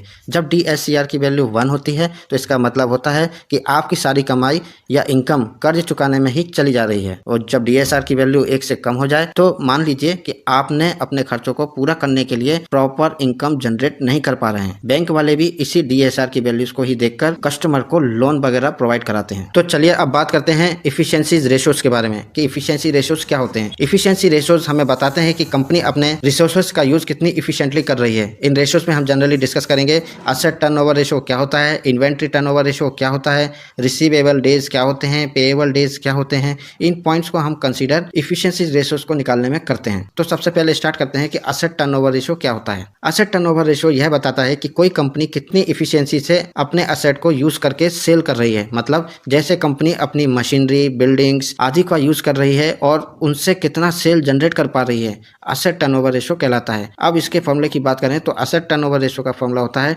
Total sale divided by average total assets. अब यहाँ पर एवरेज टोटल असेट का मतलब है कि साल के स्टार्टिंग में असेट कितने थे और प्लस साल के लास्ट में असेट कितने बचे, उन दोनों को जब हम ऐड कर देंगे और उनको डिवाइडेड बाय 2 कर देंगे तो हमारा निकलेगा एवरेज टोटल असेट्स। तो चलिए इसको एक एग्जांपल से समझ लेते हैं कि असेट टर्नओवर रेशो क्या होता है। जैसे मान लेते हैं हमारा कोई एक रेस्टोरेंट है और उस रेस्टोरेंट की सेटलिंग कॉस्ट 5 लाख रुपए है और 1 साल में रेवेन्यू 20 लाख का हो रहा है। तो हमारा असेट टर्नओवर रेशो, जिसको हम बोलते हैं ATR, क्या निकलेगा? 20 डिवाइडेड बाय 5, कैसे? यदि हम फॉर्मूले में देखें तो टोटल सेल, तो हमारी टोटल सेल कितनी हुई है? 20 लाख रुपए की, divided by average total assets. तो मेरे रेस्टोरेंट की सेटलिंग कॉस्ट कितनी निकली है? 5 लाख रुपए। तो उस 20 लाख को मैंने 5 लाख से जब डिवाइड कर दिया तो मेरा क्या निकला? असेट टर्नओवर रेशो 4 टाइम्स, यानी असेट को मैं 4 बार रोटेट कर दिया हूँ, जो बहुत इफिशियंट है। कंपनी में भी हाई टर्नओवर अच्छा माना जाता है। अब असेट टर्नओवर जितना ज्यादा हाई होगा, कंपनी उतनी ही इफिशियंट है। और असेट टर्नओवर की वैल्यू यदि लो है तो यह माना जाता है कि असेट आइडल कंडीशन में है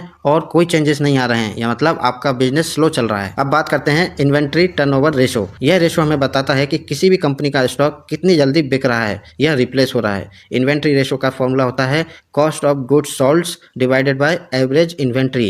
ये कॉस्ट ऑफ गुड्स सोल्ड को हम COGS भी बोलते हैं, और यहाँ पर एवरेज इन्वेंट्री का मतलब हो रहा है opening inventory plus closing inventory divided by 2। ये हमारी निकलेगी एवरेज इन्वेंट्री। जब इसकी वैल्यू हाई होती है तो यह पॉजिटिव साइन देता है, मतलब कंपनी अपने स्टॉक को जल्दी जल्दी कैश में बदल रही है, जो स्ट्रॉन्ग सेल्स और इफेक्टिव इन्वेंट्री मैनेजमेंट को दिखाता है। जब इसकी वैल्यू लो होती है तो यह एक अलर्ट साइन होता है कि आप अलर्ट हो जाइए। कैसे अलर्ट हो जाएं? मतलब यह है कि कंपनी का माल बिक नहीं रहा है, या स्टॉक में बहुत ज़्यादा रखा हुआ है, या फिर डिमांड बहुत कम हो रही है। तब यह सब अलर्ट करने के साइन होते हैं। मतलब कंपनी के इन्वेंट्री में यदि कोई प्रॉब्लम है तो हम इस पॉइंट को भी कंसीडर करके पता लगा सकते हैं कि ICR की वैल्यू यदि लो हो रही है, इसका मतलब यह है कि बिजनेस इनका स्लो हो रहा है। तो चलिए इसको एक बढ़िया से सिंपल से एग्जांपल से समझने की कोशिश करते हैं कि इन्वेंट्री टर्नओवर रेशियो हमको क्या बताता है। मान लेते हैं कि हमारे रेस्टोरेंट में सब्जी है, मसाला है, चावल है, ब्रेड का स्टॉक है, हर 3 दिन में ख़त्म हो रहा है। याद रखिए, हर 3 दिन में मेरा ये स्टॉक खत्म होता जा रहा है। तो इसका मतलब क्या है? हाई टर्नओवर रेशियो है मेरा, मतलब मेरा बिजनेस बहुत फास्ट चल रहा है। और यदि 10 से 15 दिन में यदि ऐसा ही पड़ा रहे स्टॉक में, तो ये मेरा बिजनेस को स्लो कर रहा है। इसका मतलब कि मेरा स्टॉक बिक नहीं रहा है, या स्टॉक का प्रॉपर यूज नहीं हो पा रहा है, तो मेरा बिजनेस स्लो हो रहा है। तो हमको कंपनी की परफॉर्मेंस पे ध्यान देना चाहिए। अब बात करते हैं रिसीवेबल डेज। इसका मतलब होता है कि कंपनी कस्टमर से पैसा कितने दिन में ले रहा है। अगर कंपनी 90 दिन में पेमेंट ले रहा है तो यह रिस्की हो सकता है। अगर यह पेमेंट 30 से 45 दिन में हो जाए तो बिजनेस कैश रेस हो सकता है। अब हम इसको थोड़ा एग्जांपल से समझते हैं कि जैसे हम रेस्टोरेंट की बात करके चल रहे हैं, तो रेस्टोरेंट में मोस्टली पैसा हमको तुरंत मिल जाता है, बट बड़ी बड़ी कंपनी में कई बार कस्टमर 60 से 90 दिन बाद पैसा देते हैं। अगर कंपनी 30 से 35 दिन में यदि पैसा ले लेती है तो ये बहुत बढ़िया इंडिकेशन है कि कंपनी अपना मैनेजमेंट बढ़िया कर रही है। और यदि यह 90 से 120 दिन का हो जाए तो यह कंपनी के लिए रिस्की हो जाता है।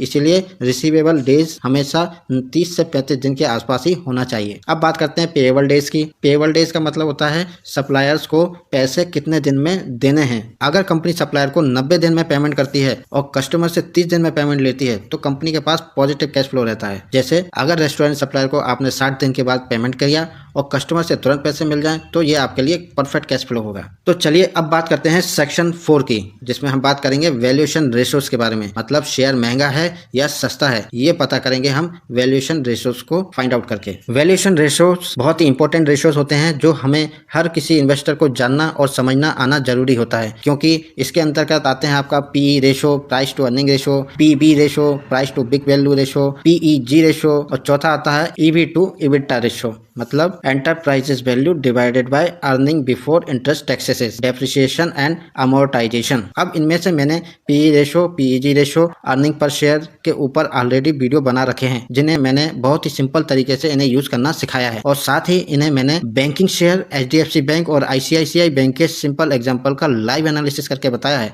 तो ये वीडियो देखना आपके लिए बहुत जरूरी है ताकि आपका ये रेशो का फंडा क्लियर हो जाए, क्योंकि ये रेशो इन्वेस्टमेंट की रीढ़ की हड्डी जैसे हैं। इसलिए मैंने इनका अलग वीडियो बनाया है, तो आप इसे जरूर देखिएगा। फिर भी मैं आपको एक शॉर्ट रिकैप दे देता हूं कि PE रेशो का मतलब होता है एक इन्वेस्टर कंपनी के लिए 1 रुपए के प्रॉफिट को कमाने के लिए कितने रुपए देने को तैयार है। अब यहाँ क्लियर हो रहा है कि आपको कंपनी से प्रॉफिट कमाने के लिए पैसा देना है। तो भैया जहाँ हमको पैसा देना है तो इसे तो हमें बहुत गहराई से समझना होगा, इसलिए यह वीडियो जरूर देखिएगा।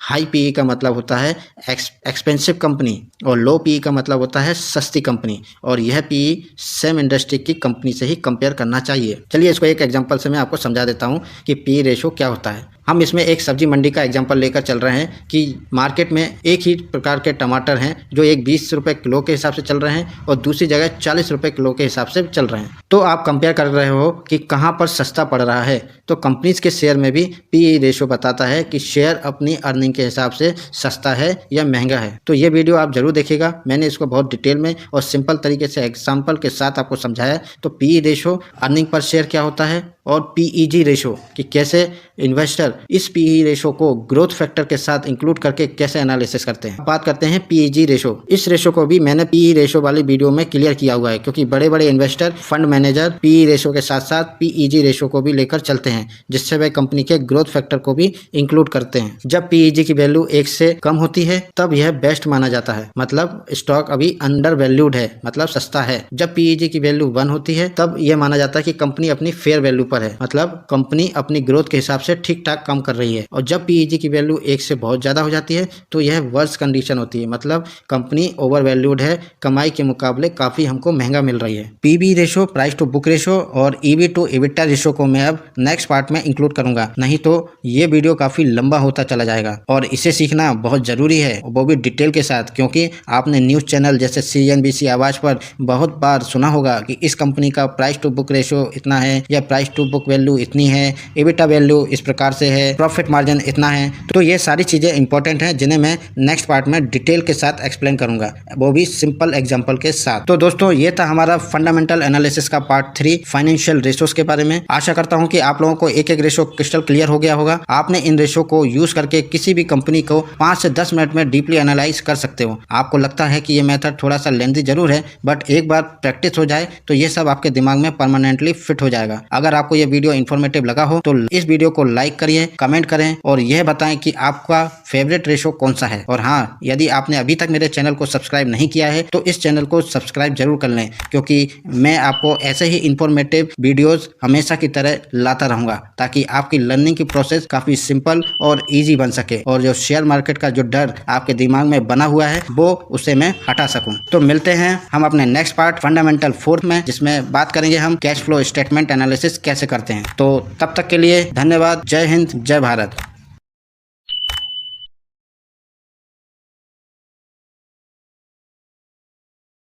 नमस्कार साथियों, मैं रूपेश शर्मा स्वागत करता हूं आपका अपने YouTube चैनल इक्विटी एनालिसिस में। दोस्तों welcome back to our fundamental analysis की मास्टर क्लास सीरीज में आप सभी लोगों का तहे दिल से स्वागत है। आप सभी का प्यार, सपोर्ट और कमेंट देखकर मुझे बहुत ही खुशी होती है और इसलिए मैंने इस पूरी सीरीज को बिल्कुल इजी एग्जाम्पल बेस्ड और बिगनर फ्रेंडली बनाने की कोशिश कर रहा हूँ। दोस्तों अगर आप इस सीरीज के पुराने वीडियोज देख चुके हैं तो आप जानते ही हैं कि हमने पार्ट 1 में बेसिक फाउंडेशन क्लियर किए थे, जिसमें मैंने आपको बताया था कि इंट्रिंसिक वैल्यू क्या होती है, कंपनी के बेसिक ऑपरेशंस कैसे होते हैं, और साथ ही पार्ट 2 में हमने बहुत ही गहराई में जाकर कंपनी के बिजनेस को समझा था, इंडस्ट्री एनालिसिस, कॉम्पिटिटिव एडवांटेजेस और मोड्स को कैसे आइडेंटिफाई किया जाता है। साथ ही हमने market capitalisation, PE ratio, ROE, revenue expenses, profit assets, liability जैसे कोर कॉन्सेप्ट का बहुत ही डीपली एनालिसिस किया था। साथ ही पार्ट 3 में हमने इंपॉर्टेंट वैल्यूएशन और प्रॉफिटेबिलिटी रेशोस को सिंपल एग्जांपल के साथ डिकोड किया था, जैसे पीईजी रेशो क्या होता है, रिटर्न ऑन कैपिटल एम्प्लॉयड क्या होता है, डेट टू इक्विटी रेशो क्या होता है, इंटरेस्ट कवरेज रेशो क्या होता है, और भी बेसिक फाइनेंशियल स्टेटमेंट्स के स्ट्रक्चर को हमने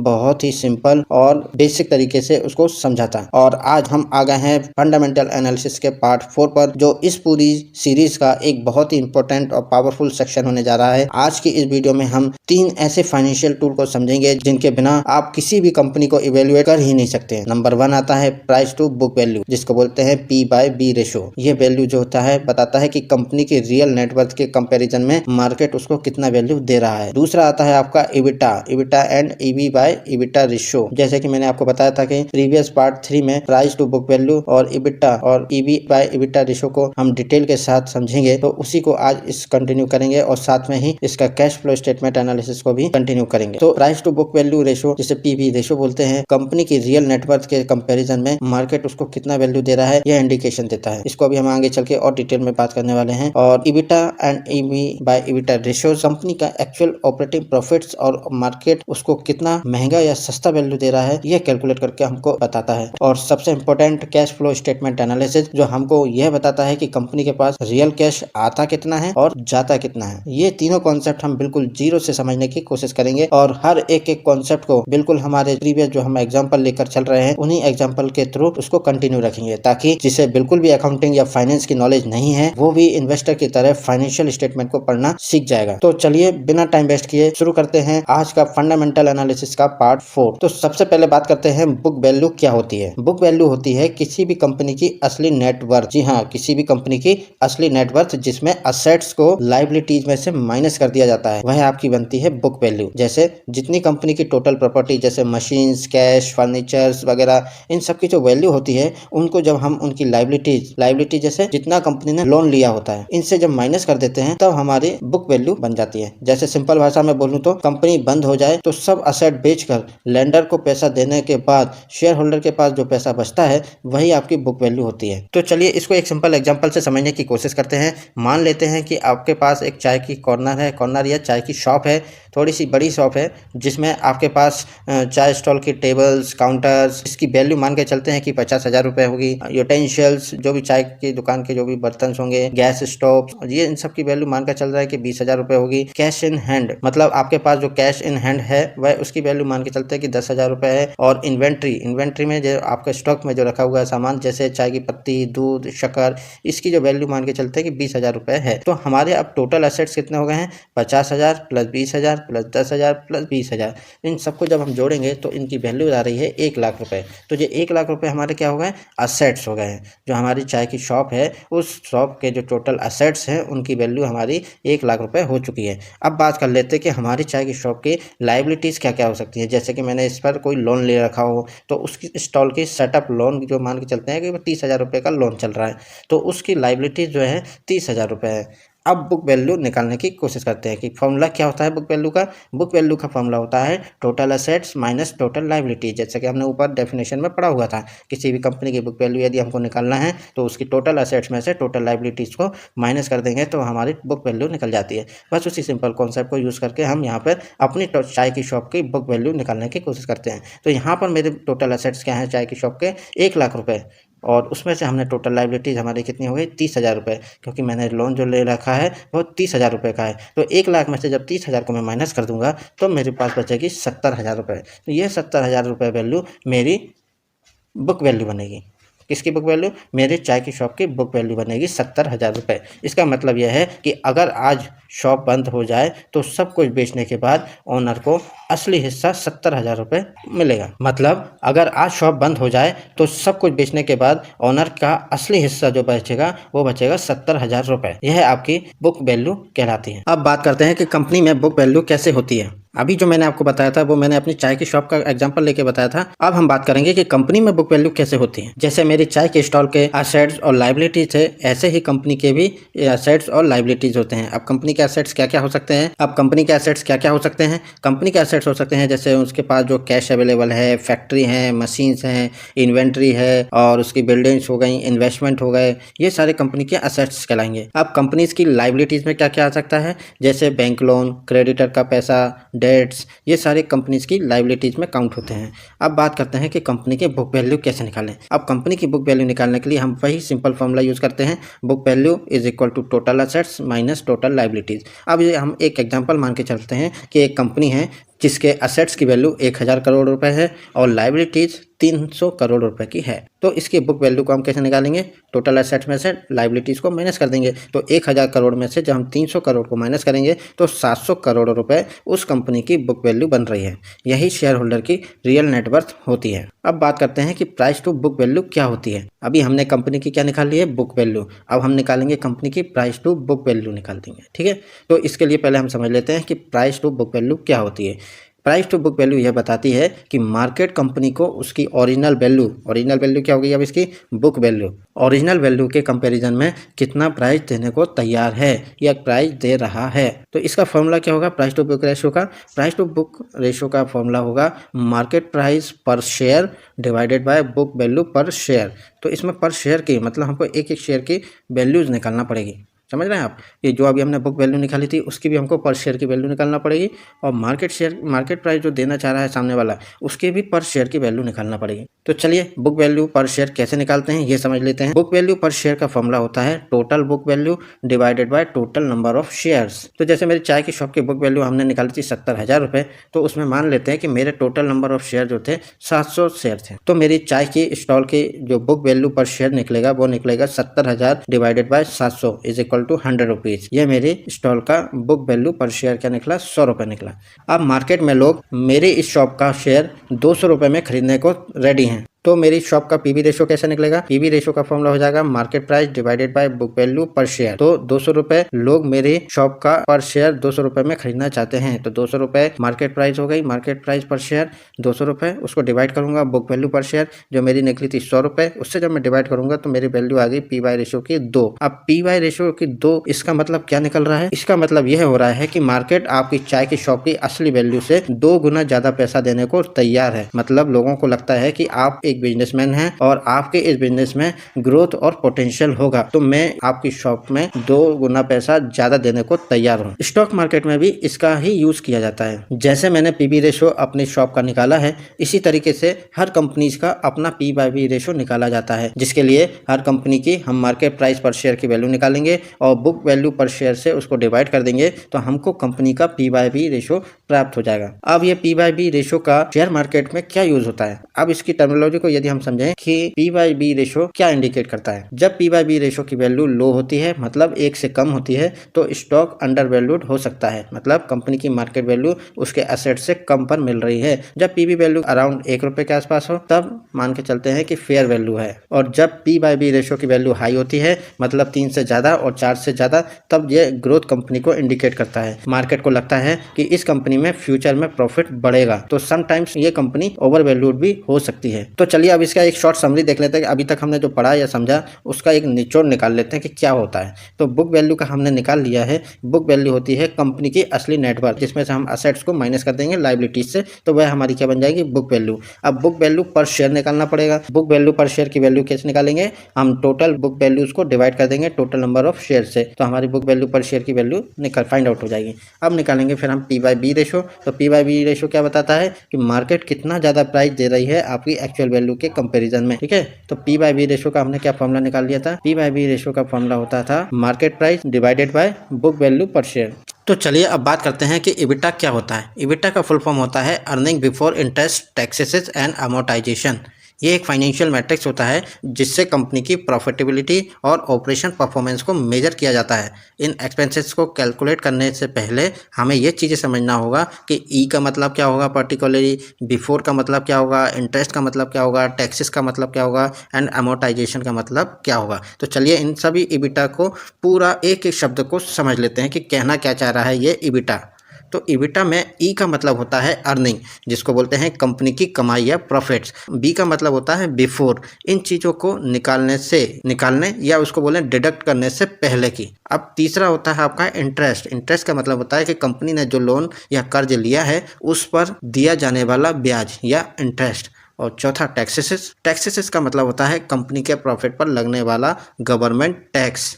और अमोर्टाइजेशन का मतलब होता है इनटेंजिबल एसेट्स जैसे पेटेंट्स, कॉपीराइट्स, सॉफ्टवेयर लाइसेंस, इनकी वैल्यू टाइम के साथ कम होने की अकाउंटिंग एंट्री। और अभी हमने बात करी इंटेंजिबल, अब हम बात कर लेते हैं टेंजिबल एसेट्स जैसे मशीनरी, बिल्डिंग्स के लिए इस पर डेप्रिसिएशन कहते हैं। तो चलिए अब हम इस इबिटा को हम पूरा कंक्लूड करने की कोशिश करते हैं कि इबिटा का मतलब क्या निकल रहा है। इबिटा कंपनी की कोर बिजनेस परफॉर्मेंस पर फोकस करता है। जैसे जब आप इबिटा को देखने की कोशिश करते हैं तो आप कंपनी की उस कमाई को देख रहे होते हैं जो उसके डे बाय डे ऑपरेशन से जनरेट हुई हो, ये बिना सोचे कि उसने फंडिंग कहाँ से की, उस पर कितना टैक्स लगा या नॉन कैश एक्सपेंसेस उसके पास कितने थे, जिसको हम बोलते हैं अमोर्टाइजेशन। अब ये EBITDA हम कैसे निकालते हैं? अब EBITDA को कैलकुलेट करने के लिए एक सिंपल फार्मूला यूज़ होता है जिसको बोलते हैं EBITDA is equal to net income plus interest plus taxes plus amortisation. इन सभी को जब हम जोड़ देंगे तो हमारे पास एक EBITDA की वैल्यू निकलेगी। या इसका एक दूसरा तरीका भी होता है, EBITDA is equal to operating incomes plus amortisation. जब हमने नेट इनकम, इंटरेस्ट, टैक्सेस तो इन सबको हमने एक कंबाइन कर दिया और उसको बोल दिया ऑपरेटिंग इनकम्स। उसकी ऑपरेटिंग इनकम्स क्या होती है प्लस उसको अमोर्टाइजेशन, इन सब दोनों को ऐड कर देंगे तो हमको EBITDA की वैल्यू मिल जाएगी। अब लोग इसे यूज़ करते क्यों हैं?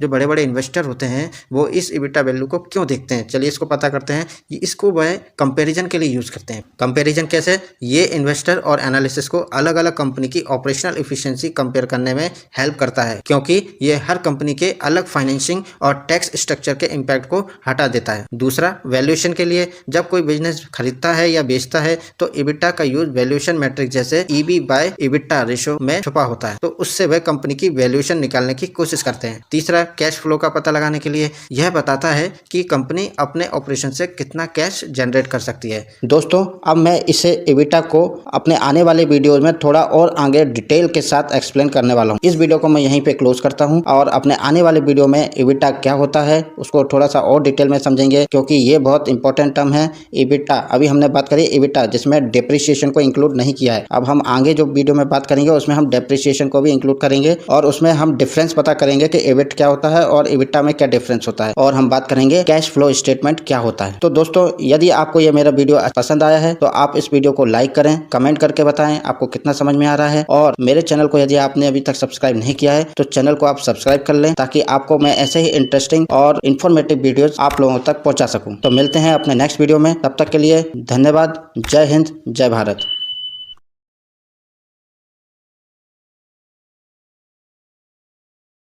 नमस्कार साथियों, मैं रुपेश शर्मा स्वागत करता हूं आपका अपने YouTube चैनल इक्विटी एनालिसिस में। दोस्तों, रिटेल इन्वेस्टर जब मार्केट में आते हैं तो वो सबसे पहले क्या देखते हैं? शेयर का प्राइस, और अगर प्रॉफिट बढ़ा हुआ दिखता है तो बिना सोचे समझे बोल देते हैं बॉस ये कंपनी तो धमाल कर रही है और यहीं पे पैसा डबल होने वाला है। लेकिन बड़ा इन्वेस्टर क्या करता है? बड़ा इन्वेस्टर प्रॉफिट के पीछे छुपे हुए नंबर्स को देखता है, उसे पता होता है कि प्रॉफिट का असली फेस क्या है। तो आज इस वीडियो में हम एग्जैक्टली वही सीखेंगे जो बड़े इन्वेस्टर देखते हैं। तो चलिए शुरू करते हैं आज का ये वीडियो। तो दोस्तों, वीडियो स्टार्ट करने से पहले मैं आप लोगों से ये बताना चाहता हूँ, यदि आपने मेरे फंडामेंटल एनालिसिस के पार्ट 1, पार्ट 2, पार्ट 3 और पार्ट 4 को यदि नहीं देखा है, पहले आप उनको जरूर देख लीजिए, क्योंकि ये उन्हीं वीडियो का कंटिन्यूएशन में रहेगा। और सबसे बड़ी इंपॉर्टेंट बात, इन बेसिक पॉइंट्स मैंने इन पार्ट्स में क्लियर किए हुए हैं। जो रिटेल इन्वेस्टर जहां से गलती करते हैं वही गलतियों को मैंने पकड़ा हुआ है, और बड़े इन्वेस्टर किसी भी स्टॉक सिलेक्शन में क्यों सक्सेसफुल रहते हैं उन सभी बातों को मैंने अपने इन वीडियोज में डिस्कस किया हुआ है। और उनके छिपे हुए राज क्या है, वो छिपे हुए राज, यदि ये आप सब जानना चाहते हैं तो मेरे ये चारों वीडियोस को जरूर कंटिन्यू देखिएगा। और मैं आपको ये विश्वास दिलाता हूँ कि आप ये वीडियो देखने के बाद आप ये थोड़ा तो आप समझ जाएंगे कि रिटेल इन्वेस्टर यानी कि आप और हम जैसे लोग कहाँ पर गलती करते हैं। तो चलिए बिना टाइम वेस्ट किए मैं स्टार्ट करता हूँ आज का ये वीडियो, जिसमें मैं इंपॉर्टेंट टर्म की बात करने जा रहा हूँ, जिसे बड़े बड़े इन्वेस्टर हल्के में नहीं लेते हैं, इसे इग्नोर नहीं करते हैं। यदि किसी भी कंपनी का वो सिलेक्शन करते हैं तो इस पैरामीटर को भी वो इंक्लूड करते हैं। तो वो क्या है पैरामीटर? जी हाँ, वह पैरामीटर है EBIT। EBITDA क्या होता है, EBITDA क्या होता है, और इन तीनों में डिफरेंस। ये डिफरेंस हम जनरली रिटेल इन्वेस्टरों को पता नहीं होता है,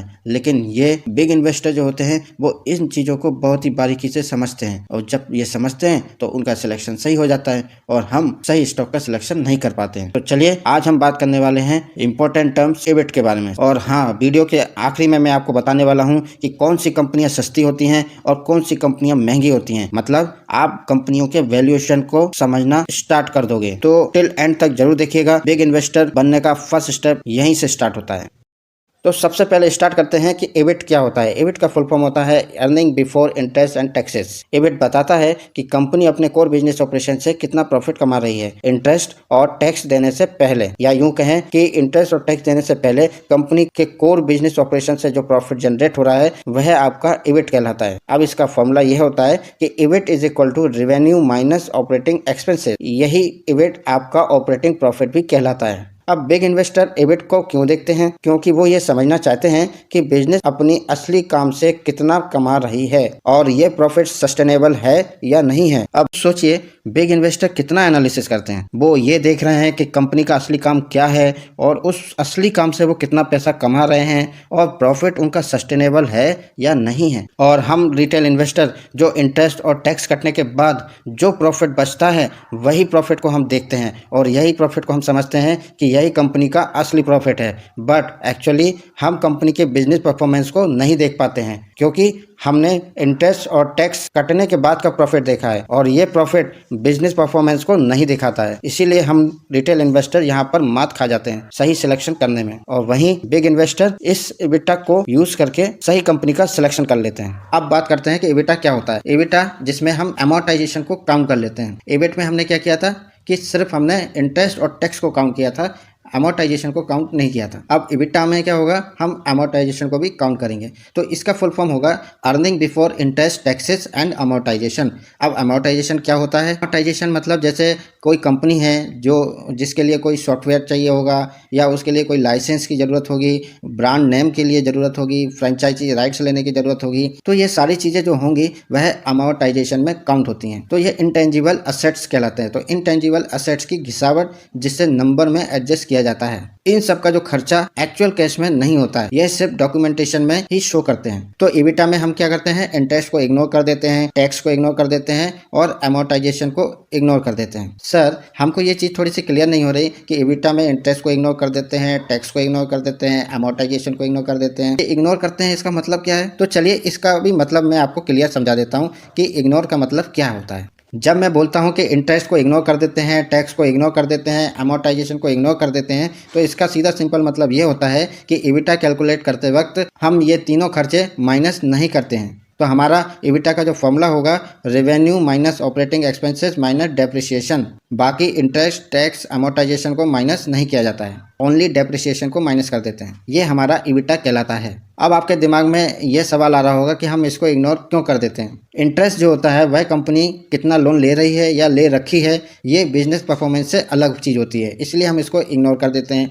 टैक्स को हम क्यों इग्नोर कर देते हैं? अलग अलग कंपनी की अलग अलग पॉलिसी चेंज होती रहती है टैक्स की, तो बिजनेस परफॉर्मेंस से वो डायरेक्टली लिंक नहीं होता है, इसलिए हम इस टैक्स को भी इग्नोर कर देते हैं। अमोर्टाइजेशन कैश नहीं निकालता है, यह सिर्फ अकाउंटिंग एडजस्टमेंट के लिए यूज़ किया जाता है, इसलिए हम इसको भी इग्नोर कर देते हैं।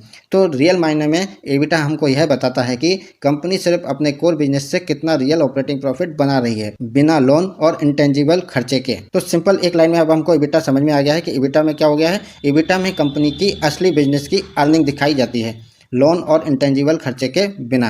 अब बात करते हैं कि एबिटा क्या होता है, जिसमें हम डेप्रिसिएशन को इंक्लूड कर देते हैं। इसका फुल फॉर्म होता है earning before interest taxes depreciation and amortisation. अब एक नया अंतर आ गया है डेप्रिसिएशन। तो मशीन, बसेस, बिल्डिंग्स सब धीरे धीरे क्या हो रही हैं, पुरानी होती जा रही हैं, तो उनका खर्चा डेप्रिसिएशन में दिखाना पड़ता है। ये भी नॉन कैश खर्चा होता है, यानी पैसे की जेब से एक्चुअल आउटफ्लो नहीं होता है। तो एबिटा में हम किस किस को कर देते हैं? एबिटा में हम इंटरेस्ट को इग्नोर कर देते हैं, टैक्स को इग्नोर कर देते हैं, डेप्रिसिएशन को इग्नोर कर देते हैं, अमोर्टाइजेशन को इग्नोर कर देते हैं, यानी सिर्फ बिजनेस का कोर कैश प्रॉफिट को ही हम इसमें काउंट करते हैं। अब एबिटा हमको क्या बताता है? बिजनेस कितना कैश जनरेट कर रहा है जो फ्यूचर में लोन चुकाने में, नए बिजनेस को खरीदने में, एक्सपेंशन को बढ़ाने में और सैलरी देने में यूज होने वाला है। अब मैं आपको यहाँ पर एबिटा में भी मैंने जो आपको बोला था कि इंटरेस्ट को इग्नोर कर देते हैं, टैक्स को इग्नोर कर देते हैं, अमोर्टाइजेशन को इग्नोर कर देते हैं, डेप्रिसिएशन को भी इग्नोर कर देते हैं। तो इसका सिंपल मतलब ये होता है कि एबिटा कैलकुलेट करते वक्त ये सारे खर्चे माइनस नहीं किए जाते हैं। तो एबिटा का फोकस क्या होता है? एबिटा सिर्फ बिजनेस से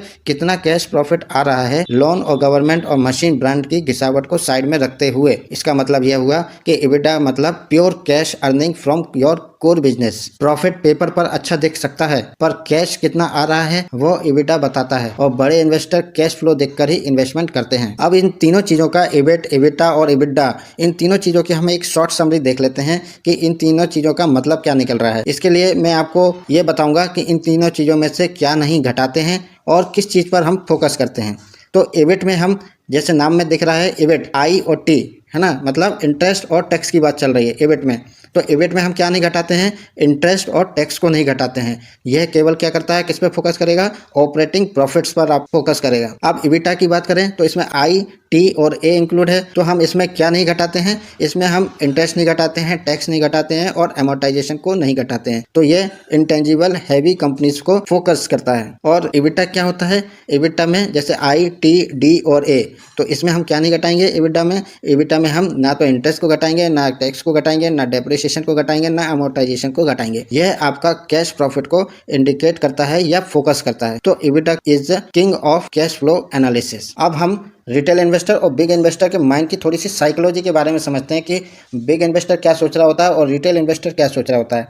रिटेल इन्वेस्टर से यह बोलता है कि सर प्रॉफिट तो बड़ा आ रहा है, इसका मतलब कंपनी बहुत अच्छी है, इसका प्रॉफिट बहुत अच्छा आया है। बट बिग इन्वेस्टर बोलता है प्रॉफिट की क्वालिटी क्या है। आप समझना बात को कि बिग इन्वेस्टर बोलता है कि प्रॉफिट की क्वालिटी क्या है, और हम रिटेल इन्वेस्टर बोलते हैं प्रॉफिट बहुत बड़ा आ रहा है, इसका मतलब कंपनी बढ़िया काम कर रही है। और बिग इन्वेस्टर क्या सोचते हैं कि प्रॉफिट तो आ रहा है पर इस प्रॉफिट की क्वालिटी क्या है ये पता करते हैं। तो प्रॉफिट कैश में आ रहा है या सिर्फ कागज़ पर आ रहा है, ये चीज़ पे फोकस करता है बड़ा इन्वेस्टर।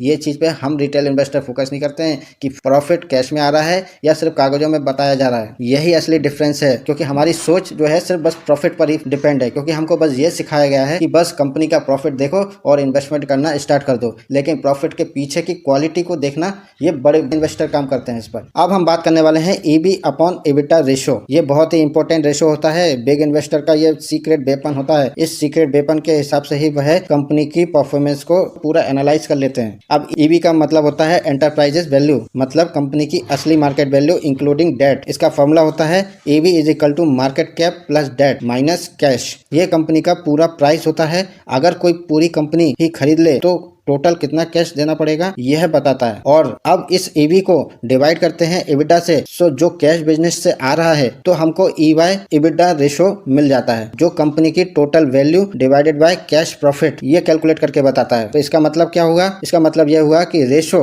जब EY EBITDA की रेशो की जो वैल्यू है वह कम होती है तो इसका मतलब यह है कि कंपनी सस्ती है और कैश प्रॉफिट स्ट्रॉन्ग है, मतलब इस कंपनी का बढ़िया दबदबा है। और जब EY EBITDA की रेशो की जो वैल्यू हाई होती है तो कंपनी महंगी है, फ्यूचर एक्सपेक्टेशन पर चल रही है, रिस्क इसमें ज्यादा है। तो हम सभी को इन्वेस्टमेंट करते समय सेम इंडस्ट्री कंपनी को कंपेयर करना चाहिए, जैसे airport versus airport, cement versus cement, hotel versus hotel, banking versus banking. तो हम जिस भी सेक्टर में हम इन्वेस्टमेंट करना चाह रहे हैं तो हमको उसी सेम सेक्टर की कंपनियों में आपस में कंपेरिजन करना चाहिए। अगर किसी कंपनी का EV बाय EBITDA रेशो लो हो रहा है और ग्रोथ अच्छी दिखाई दे रहा है तो वह कंपनी अंडर वैल्यूड है, यानी स्मार्ट इन्वेस्टमेंट अपॉर्चुनिटी है। अब आप लोग समझ गए होंगे कि EBIT, EBITDA और EV बाय EBITDA सिर्फ फॉर्मूला नहीं है, यह वेल्थ क्रिएशन की एक सीक्रेट की है जिसे बड़े बड़े इन्वेस्टर यूज करते हैं। अगर आप चाहते हो कि आपका पैसा सिर्फ डबल ही ना हो, वह सेफ भी हो और ग्रोथ भी हो, इसमें दोनों इंक्लूड हो, तो इन नंबर्स को समझना आज से ही आप सभी लोग स्टार्ट कर दो, ताकि आपके स्टॉक सिलेक्शन की प्रोसेस काफी बेटर हो सके और आप सही स्टॉक को सिलेक्ट कर पाओ। तो दोस्तों, मैंने स्टार्टिंग में अपने वीडियो में बोला था कि मैं आपको लास्ट में एक गोल्डन टिप्स देने वाला हूं, जिसमें मैं आपको बताऊंगा कि कैसे समझें कि कंपनी सस्ती है या महंगी है। तो मैं आपको आज क्लियर कर देता हूं कि आप एक ही बार में सब समझ जाएंगे कि कंपनी सस्ती है या महंगी है। मैं आपको एक गोल्डन फॉर्मूला देने जा रहा हूं, आप चाहें तो उसको अपनी पेन कॉपी में नोट करके रख सकते हैं, ताकि आप जब भी किसी कंपनी का एनालिसिस करने बैठें तो आप इन पॉइंट को उठा के एक बार क्रॉस वेरीफाई कर लें। तो चलिए स्टार्ट करता हूं मैं और बताता हूं कि कैसे हम पता करें कि कौन सी कंपनी सस्ती है। तो कैसे पता करें कि कंपनी सस्ती है या महंगी, यानी क्या वैल्यूएशन सही है या ओवर प्राइस्ड है। देखिए, शेयर प्राइस देखकर हम कभी भी ये नहीं डिसाइड कर सकते हैं कि कंपनी महंगी है या सस्ती है, क्योंकि 50 रुपए का शेयर भी ओवर वैल्यूड हो सकता है और 2000 का शेयर भी अंडर वैल्यूड हो सकता है। तो सही डिसीजन लेने के लिए हमें समझना पड़ेगा कंपनी की वैल्यूएशन को। तो आज के इस वीडियो में मैं आपको 7 ऐसे गोल्डन चेक्स बताने वाला हूं,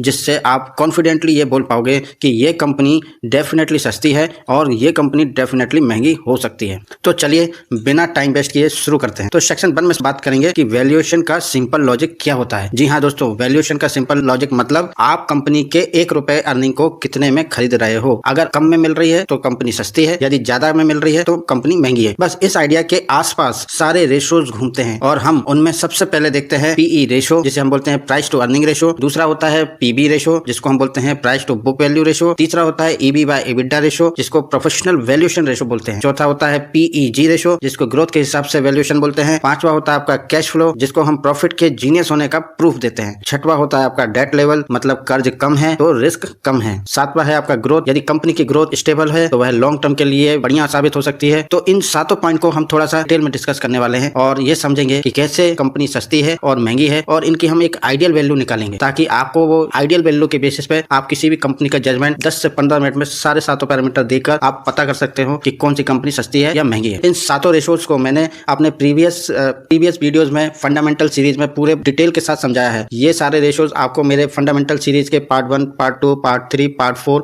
और पार्ट 5 तक ये आपको सारे सातों पैरामीटर्स आपको डिटेल के साथ विद एग्जांपल के साथ मैंने इनको बहुत ही सिंपल लैंग्वेज में समझाया हुआ है। यदि आप इनको और डिटेल में समझना चाहते हैं तो आप इन वीडियो को देखकर यह एनालिसिस कर सकते हैं। तो सबसे पहले बात करूंगा पीई रेशो, जिसको हम बोलते हैं price to earning ratio. PE ratio बताता है आप कंपनी के प्रॉफिट का कितना गुना पे कर रहे हो शेयर खरीदने के लिए। इसकी आइडियल वैल्यू होती है कि इंडस्ट्री एवरेज से यदि ये लो है, नॉर्मली क्या होना चाहिए, पीई रेशो की वैल्यू 15 से 20 के बीच में यदि हो तो वह अच्छा माना जाता है। एग्जांपल के लिए यदि इंडस्ट्री का पी यदि 25 चल रहा है, इंडस्ट्री का पी मतलब जो हमारे सेक्टर का जो पी होता है, जैसे सेक्टर फाइनेंशियल सेक्टर है, फार्मा सेक्टर है, ऑटोमोबाइल सेक्टर है, तो ये भी हमारे जितने भी सेक्टर हैं उन सेक्टर का यदि पी उसको हम बोल के चल रहे हैं, इंडस्ट्री का यदि पी 25 चल रहा है और कंपनी का पी यदि 15 है तो वह सस्ती है, और यदि कंपनी का पी 40 है तो वह महंगी है। तो हमको पीई रेशो को सेक्टर के पीई से कंपेयर करना चाहिए, लेकिन सिर्फ पीई देखना गलत होगा, ग्रोथ को भी देखना पड़ता है, जो हम आगे समझने वाले हैं। अब बात करते हैं दूसरे पॉइंट की, जिसे बोलते हैं पीबी रेशो। इसका मतलब होता है price to book value. Book value का मतलब होता है कि अगर कंपनी बंद हो जाए तो सारे असेट बेचने के बाद जो पैसा मिलने वाला है वह कहलाता है बुक वैल्यू। इसकी आइडियल वैल्यू जो होना चाहिए, पीवी की जो वैल्यू होती है वह 2 से कम होना चाहिए, तो यह आइडियल वैल्यू मानी जाती है। ये बैंक और एनबीएफसी में पीवी वैल्यू 1.5 बेस्ट होता है। यदि आप बैंकिंग सेक्टर को यदि चेक कर रहे हैं तो उन बैंकिंग सेक्टर में इस पीवी रेशो की वैल्यू 1.5 से कम होना चाहिए, यह आपके लिए बेस्ट होगा। हाई पीवी का मतलब होता है आप कंपनी की नेट वर्थ के मुकाबले में महंगा पे कर रहे हो, इसलिए पीवी रेशो की जो वैल्यू होगी वह 2 से कम होना चाहिए। और एनबीएफसी बैंक के यदि आप कंपैरिजन कर रहे हो स्टॉक का तो 1.5 से कम होना चाहिए। अब बात करते हैं कि ईबी बाय एबिटा रेशो, इसकी वैल्यू क्या होनी चाहिए। ये एक प्रोफेशनल वैल्यूएशन रेशो होता है जिसमें ईबी का मतलब होता है एंटरप्राइजेस वैल्यू, यानी मार्केट कैप प्लस डेट। ये डेट को भी इंक्लूड करता है, इसलिए बिग इन्वेस्टर इस रेशो को भी यूज करते हैं। और इस रेशो की जो आइडियल वैल्यू होना चाहिए वह होना चाहिए 10 से कम और इंडस्ट्री से लो होना चाहिए। अगर कंपनी पर बहुत ज्यादा डेट है तो ईबी बाय एबिटा हाई हो जाता है, जो कि बहुत ज्यादा रिस्की होता है। ईबी बाय एबिटा रेशो हमको यह बताता है कि कंपनी की कैश अर्निंग के हिसाब से महंगी है या सस्ती है। जितना ज्यादा ईबी बाय एबिटा की वैल्यू लो होती जाएगी कंपनी सस्ती मानी जाएगी, और हायर होती जाएगी तो महंगी होगी। यदि हम इसको सेक्टर वाइज थंब रूल बनाकर यदि चलें तो मैन्युफैक्चरिंग सेक्टर की यदि हम बात करें तो इस ईबी बाय एबिटा की नॉर्मल रेंज जो निकल के आती है वह 6 से 10 के बीच में होना चाहिए। यदि आप होटल सेक्टर्स में बात कर रहे हो, होटल सेक्टर की यदि आप कंपनी में इन्वेस्टमेंट करने का प्लान बना रहे हो तो आपको इस ईबी बाय एबिटा की जो वैल्यू है वह 8 से 14 के बीच में नॉर्मल मानी जाती है। और यदि आप टेलीकॉम सेक्टर में यदि आप इन्वेस्टमेंट करना चाह रहे हो तो इस ईबी बाय एबिटा की जो वैल्यू है वह 4 से 8 नॉर्मल मानी जाती है। और यदि आप आईटी और सॉफ्टवेयर सेक्टर में यदि आप इन्वेस्टमेंट करने का प्लान बना रहे हो तो इस ईबी बाय एबिटा रेशो की जो वैल्यू है वह 12 से 22 तक नॉर्मल मानी जाती है। अगर कोई कंपनी अपने सेक्टर की एवरेज से बहुत नीचे है तो वो अंडर वैल्यूड यानी सस्ती कंपनी हो सकती है। इस पॉइंट को भी याद रखना जरूरी है। अब बात करते हैं चौथे पॉइंट की, जो बोलता है पीईजी रेशो।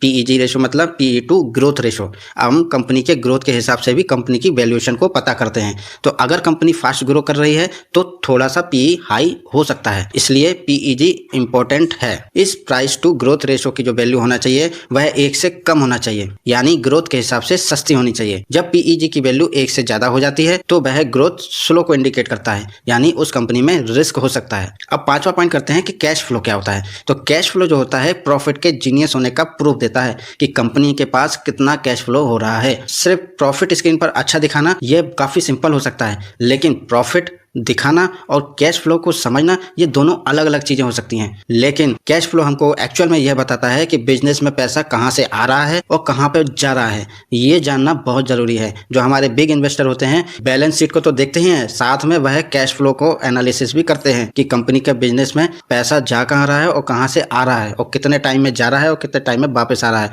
तो ये सारी चीजों को भी मेजर करते हैं। तो इस कैश फ्लो की जो आइडियल वैल्यू होना चाहिए, जिसे हम बोलते हैं ऑपरेटिंग कैश फ्लो, यानी ये पॉजिटिव होना चाहिए और प्रॉफिट के साथ साथ मैच करता हो। यदि वीक कैश फ्लो होगा तो बिजनेस स्ट्रगल में हो सकता है। अब बात करते हैं डेट लेवल की। तो कर्ज यदि कम है कंपनी का तो इसका मतलब यह है कि रिस्क कम है उस कंपनी में, और यदि कंपनी का डेट यदि हाई है तो उसमें रिस्क ज्यादा हो सकता है। हाई डेट वाली कंपनीज सेंसिटिव होती हैं। क्यों सेंसिटिव होती हैं? मान लीजिए यदि इंटरेस्ट रेट बढ़ गया तो वो कंपनी लॉस में भी जा सकती है, रेसिशन आ गया तो बिजनेस डाउन भी हो सकता है। बहुत सारे फैक्टर्स होते हैं, इसलिए डेट वाली जो कंपनीज होती हैं उसमें हमको कम ही इन्वेस्टमेंट करना चाहिए। हमको डेट फ्री कंपनी सर्च करना चाहिए ताकि हमारा इन्वेस्टमेंट सेफ हो रहे। और यह डेट लेवल कैसे फाइंड आउट करते हैं? यह डेट लेवल हम फाइंड आउट करते हैं डेट टू इक्विटी रेशो निकालकर। जी हाँ, डेट टू इक्विटी रेशो निकालकर हम इस डेट लेवल का पता लगाते हैं और इसकी जो आइडियल वैल्यू होना चाहिए वह 0.5 से कम होना चाहिए। वैसे तो हमें आइडियल वैल्यू इसकी 0 मानना चाहिए, लेकिन कोई सी कंपनी होती हैं जो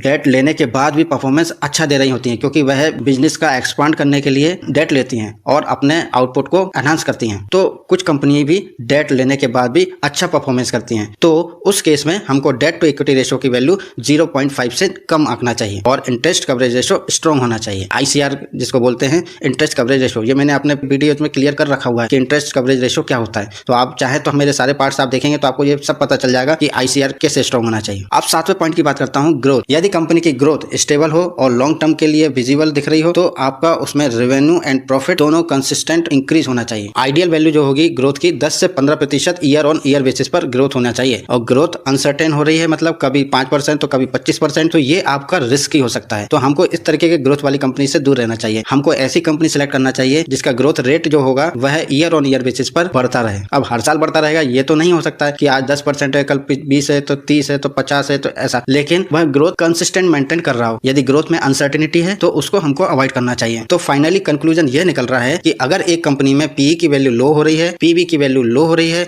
ईबी बाय ईबिटा की वैल्यू लो हो रही है और पीई टू ग्रोथ रेशो की जो वैल्यू है 1 से कम है, और कैश फ्लो यदि कंपनी का स्ट्रांग है, डेट उस कंपनी में कम है और ग्रोथ यदि कंपनी की स्टेबल हो रही है, तो कंपनी हमारी अंडर वैल्यूड है, सेफ है, पावरफुल रिटर्न दे सकती है और उस कंपनी में पोटेंशियल भी काफी है। यही होती है वैल्यू इन्वेस्टिंग। अब हम बात करते हैं कि कंपनी कब महंगी हो सकती है। जब पीई की वैल्यू हाई हो, पीबी की वैल्यू हाई हो, ईबी बाय ईबिटा की वैल्यू हाई हो, पीईजी की वैल्यू 1 से ज्यादा हो, कैश फ्लो उस कंपनी का वीक हो, डेट कंपनी पे हैवी हो, ग्रोथ उस कंपनी की अनसर्टेन बनी हो, तो ऐसी कंपनी फ्यूचर में हाई रिस्की होती हैं और लॉस का चांस भी हाई हो जाता है। तो इन सभी कंपनियों में यदि ये सारे पैरामीटर यदि मिलते हैं तो इन कंपनियों का फ्यूचर हाई जरूर हो सकता है, लेकिन रिस्क और लॉस का चांस भी बढ़ जाता है। ऐसी कंपनी में इन्वेस्टिंग नहीं करना चाहिए। इन कंपनियों में स्पेकुलेशन भी होने का चांसेस होते हैं, तो हमें इन्हें अवॉइड करना चाहिए। तो चलिए मैं आपको एक क्विक चेकलिस्ट दे देता हूं जिसमें आपको कि क्या मैट्रिक्स हमको दिखना चाहिए और क्या वैल्यू उनकी होनी चाहिए ताकि वो समझ में आ सके कि वह सस्ती है, और क्या वैल्यू होना चाहिए ताकि वो समझ में आ सके कि वह महंगी है। यदि पी की वैल्यू इंडस्ट्री से कम है तो सस्ती है, और यदि पी की वैल्यू इंडस्ट्री से ज्यादा है तो वह महंगी है। यदि पीवी की वैल्यू 2 से कम है तो वह सस्ती है। यदि पी की वैल्यू 4 से यदि ज्यादा है तो वह महंगी हो सकती है। ईबी बाय ईबिटा की वैल्यू यदि 10 से कम है तो वह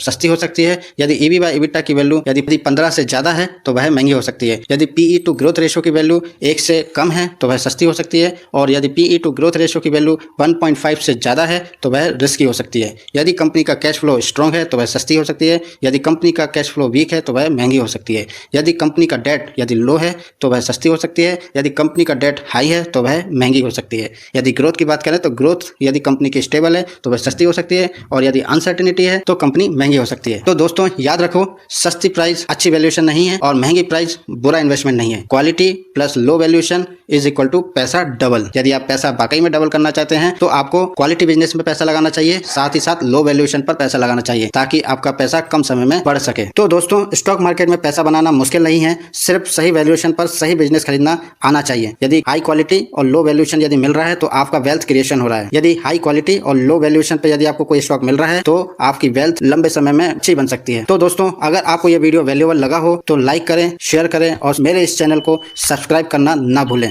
और हाँ, कमेंट में ये लिखकर जरूर बताएं कि आप इनमें से कौन कौन से रेशोस को देखते थे। तो तो मिलते हैं हम नेक्स्ट वीडियो में, तब तक के लिए धन्यवाद। जय हिंद, जय भारत।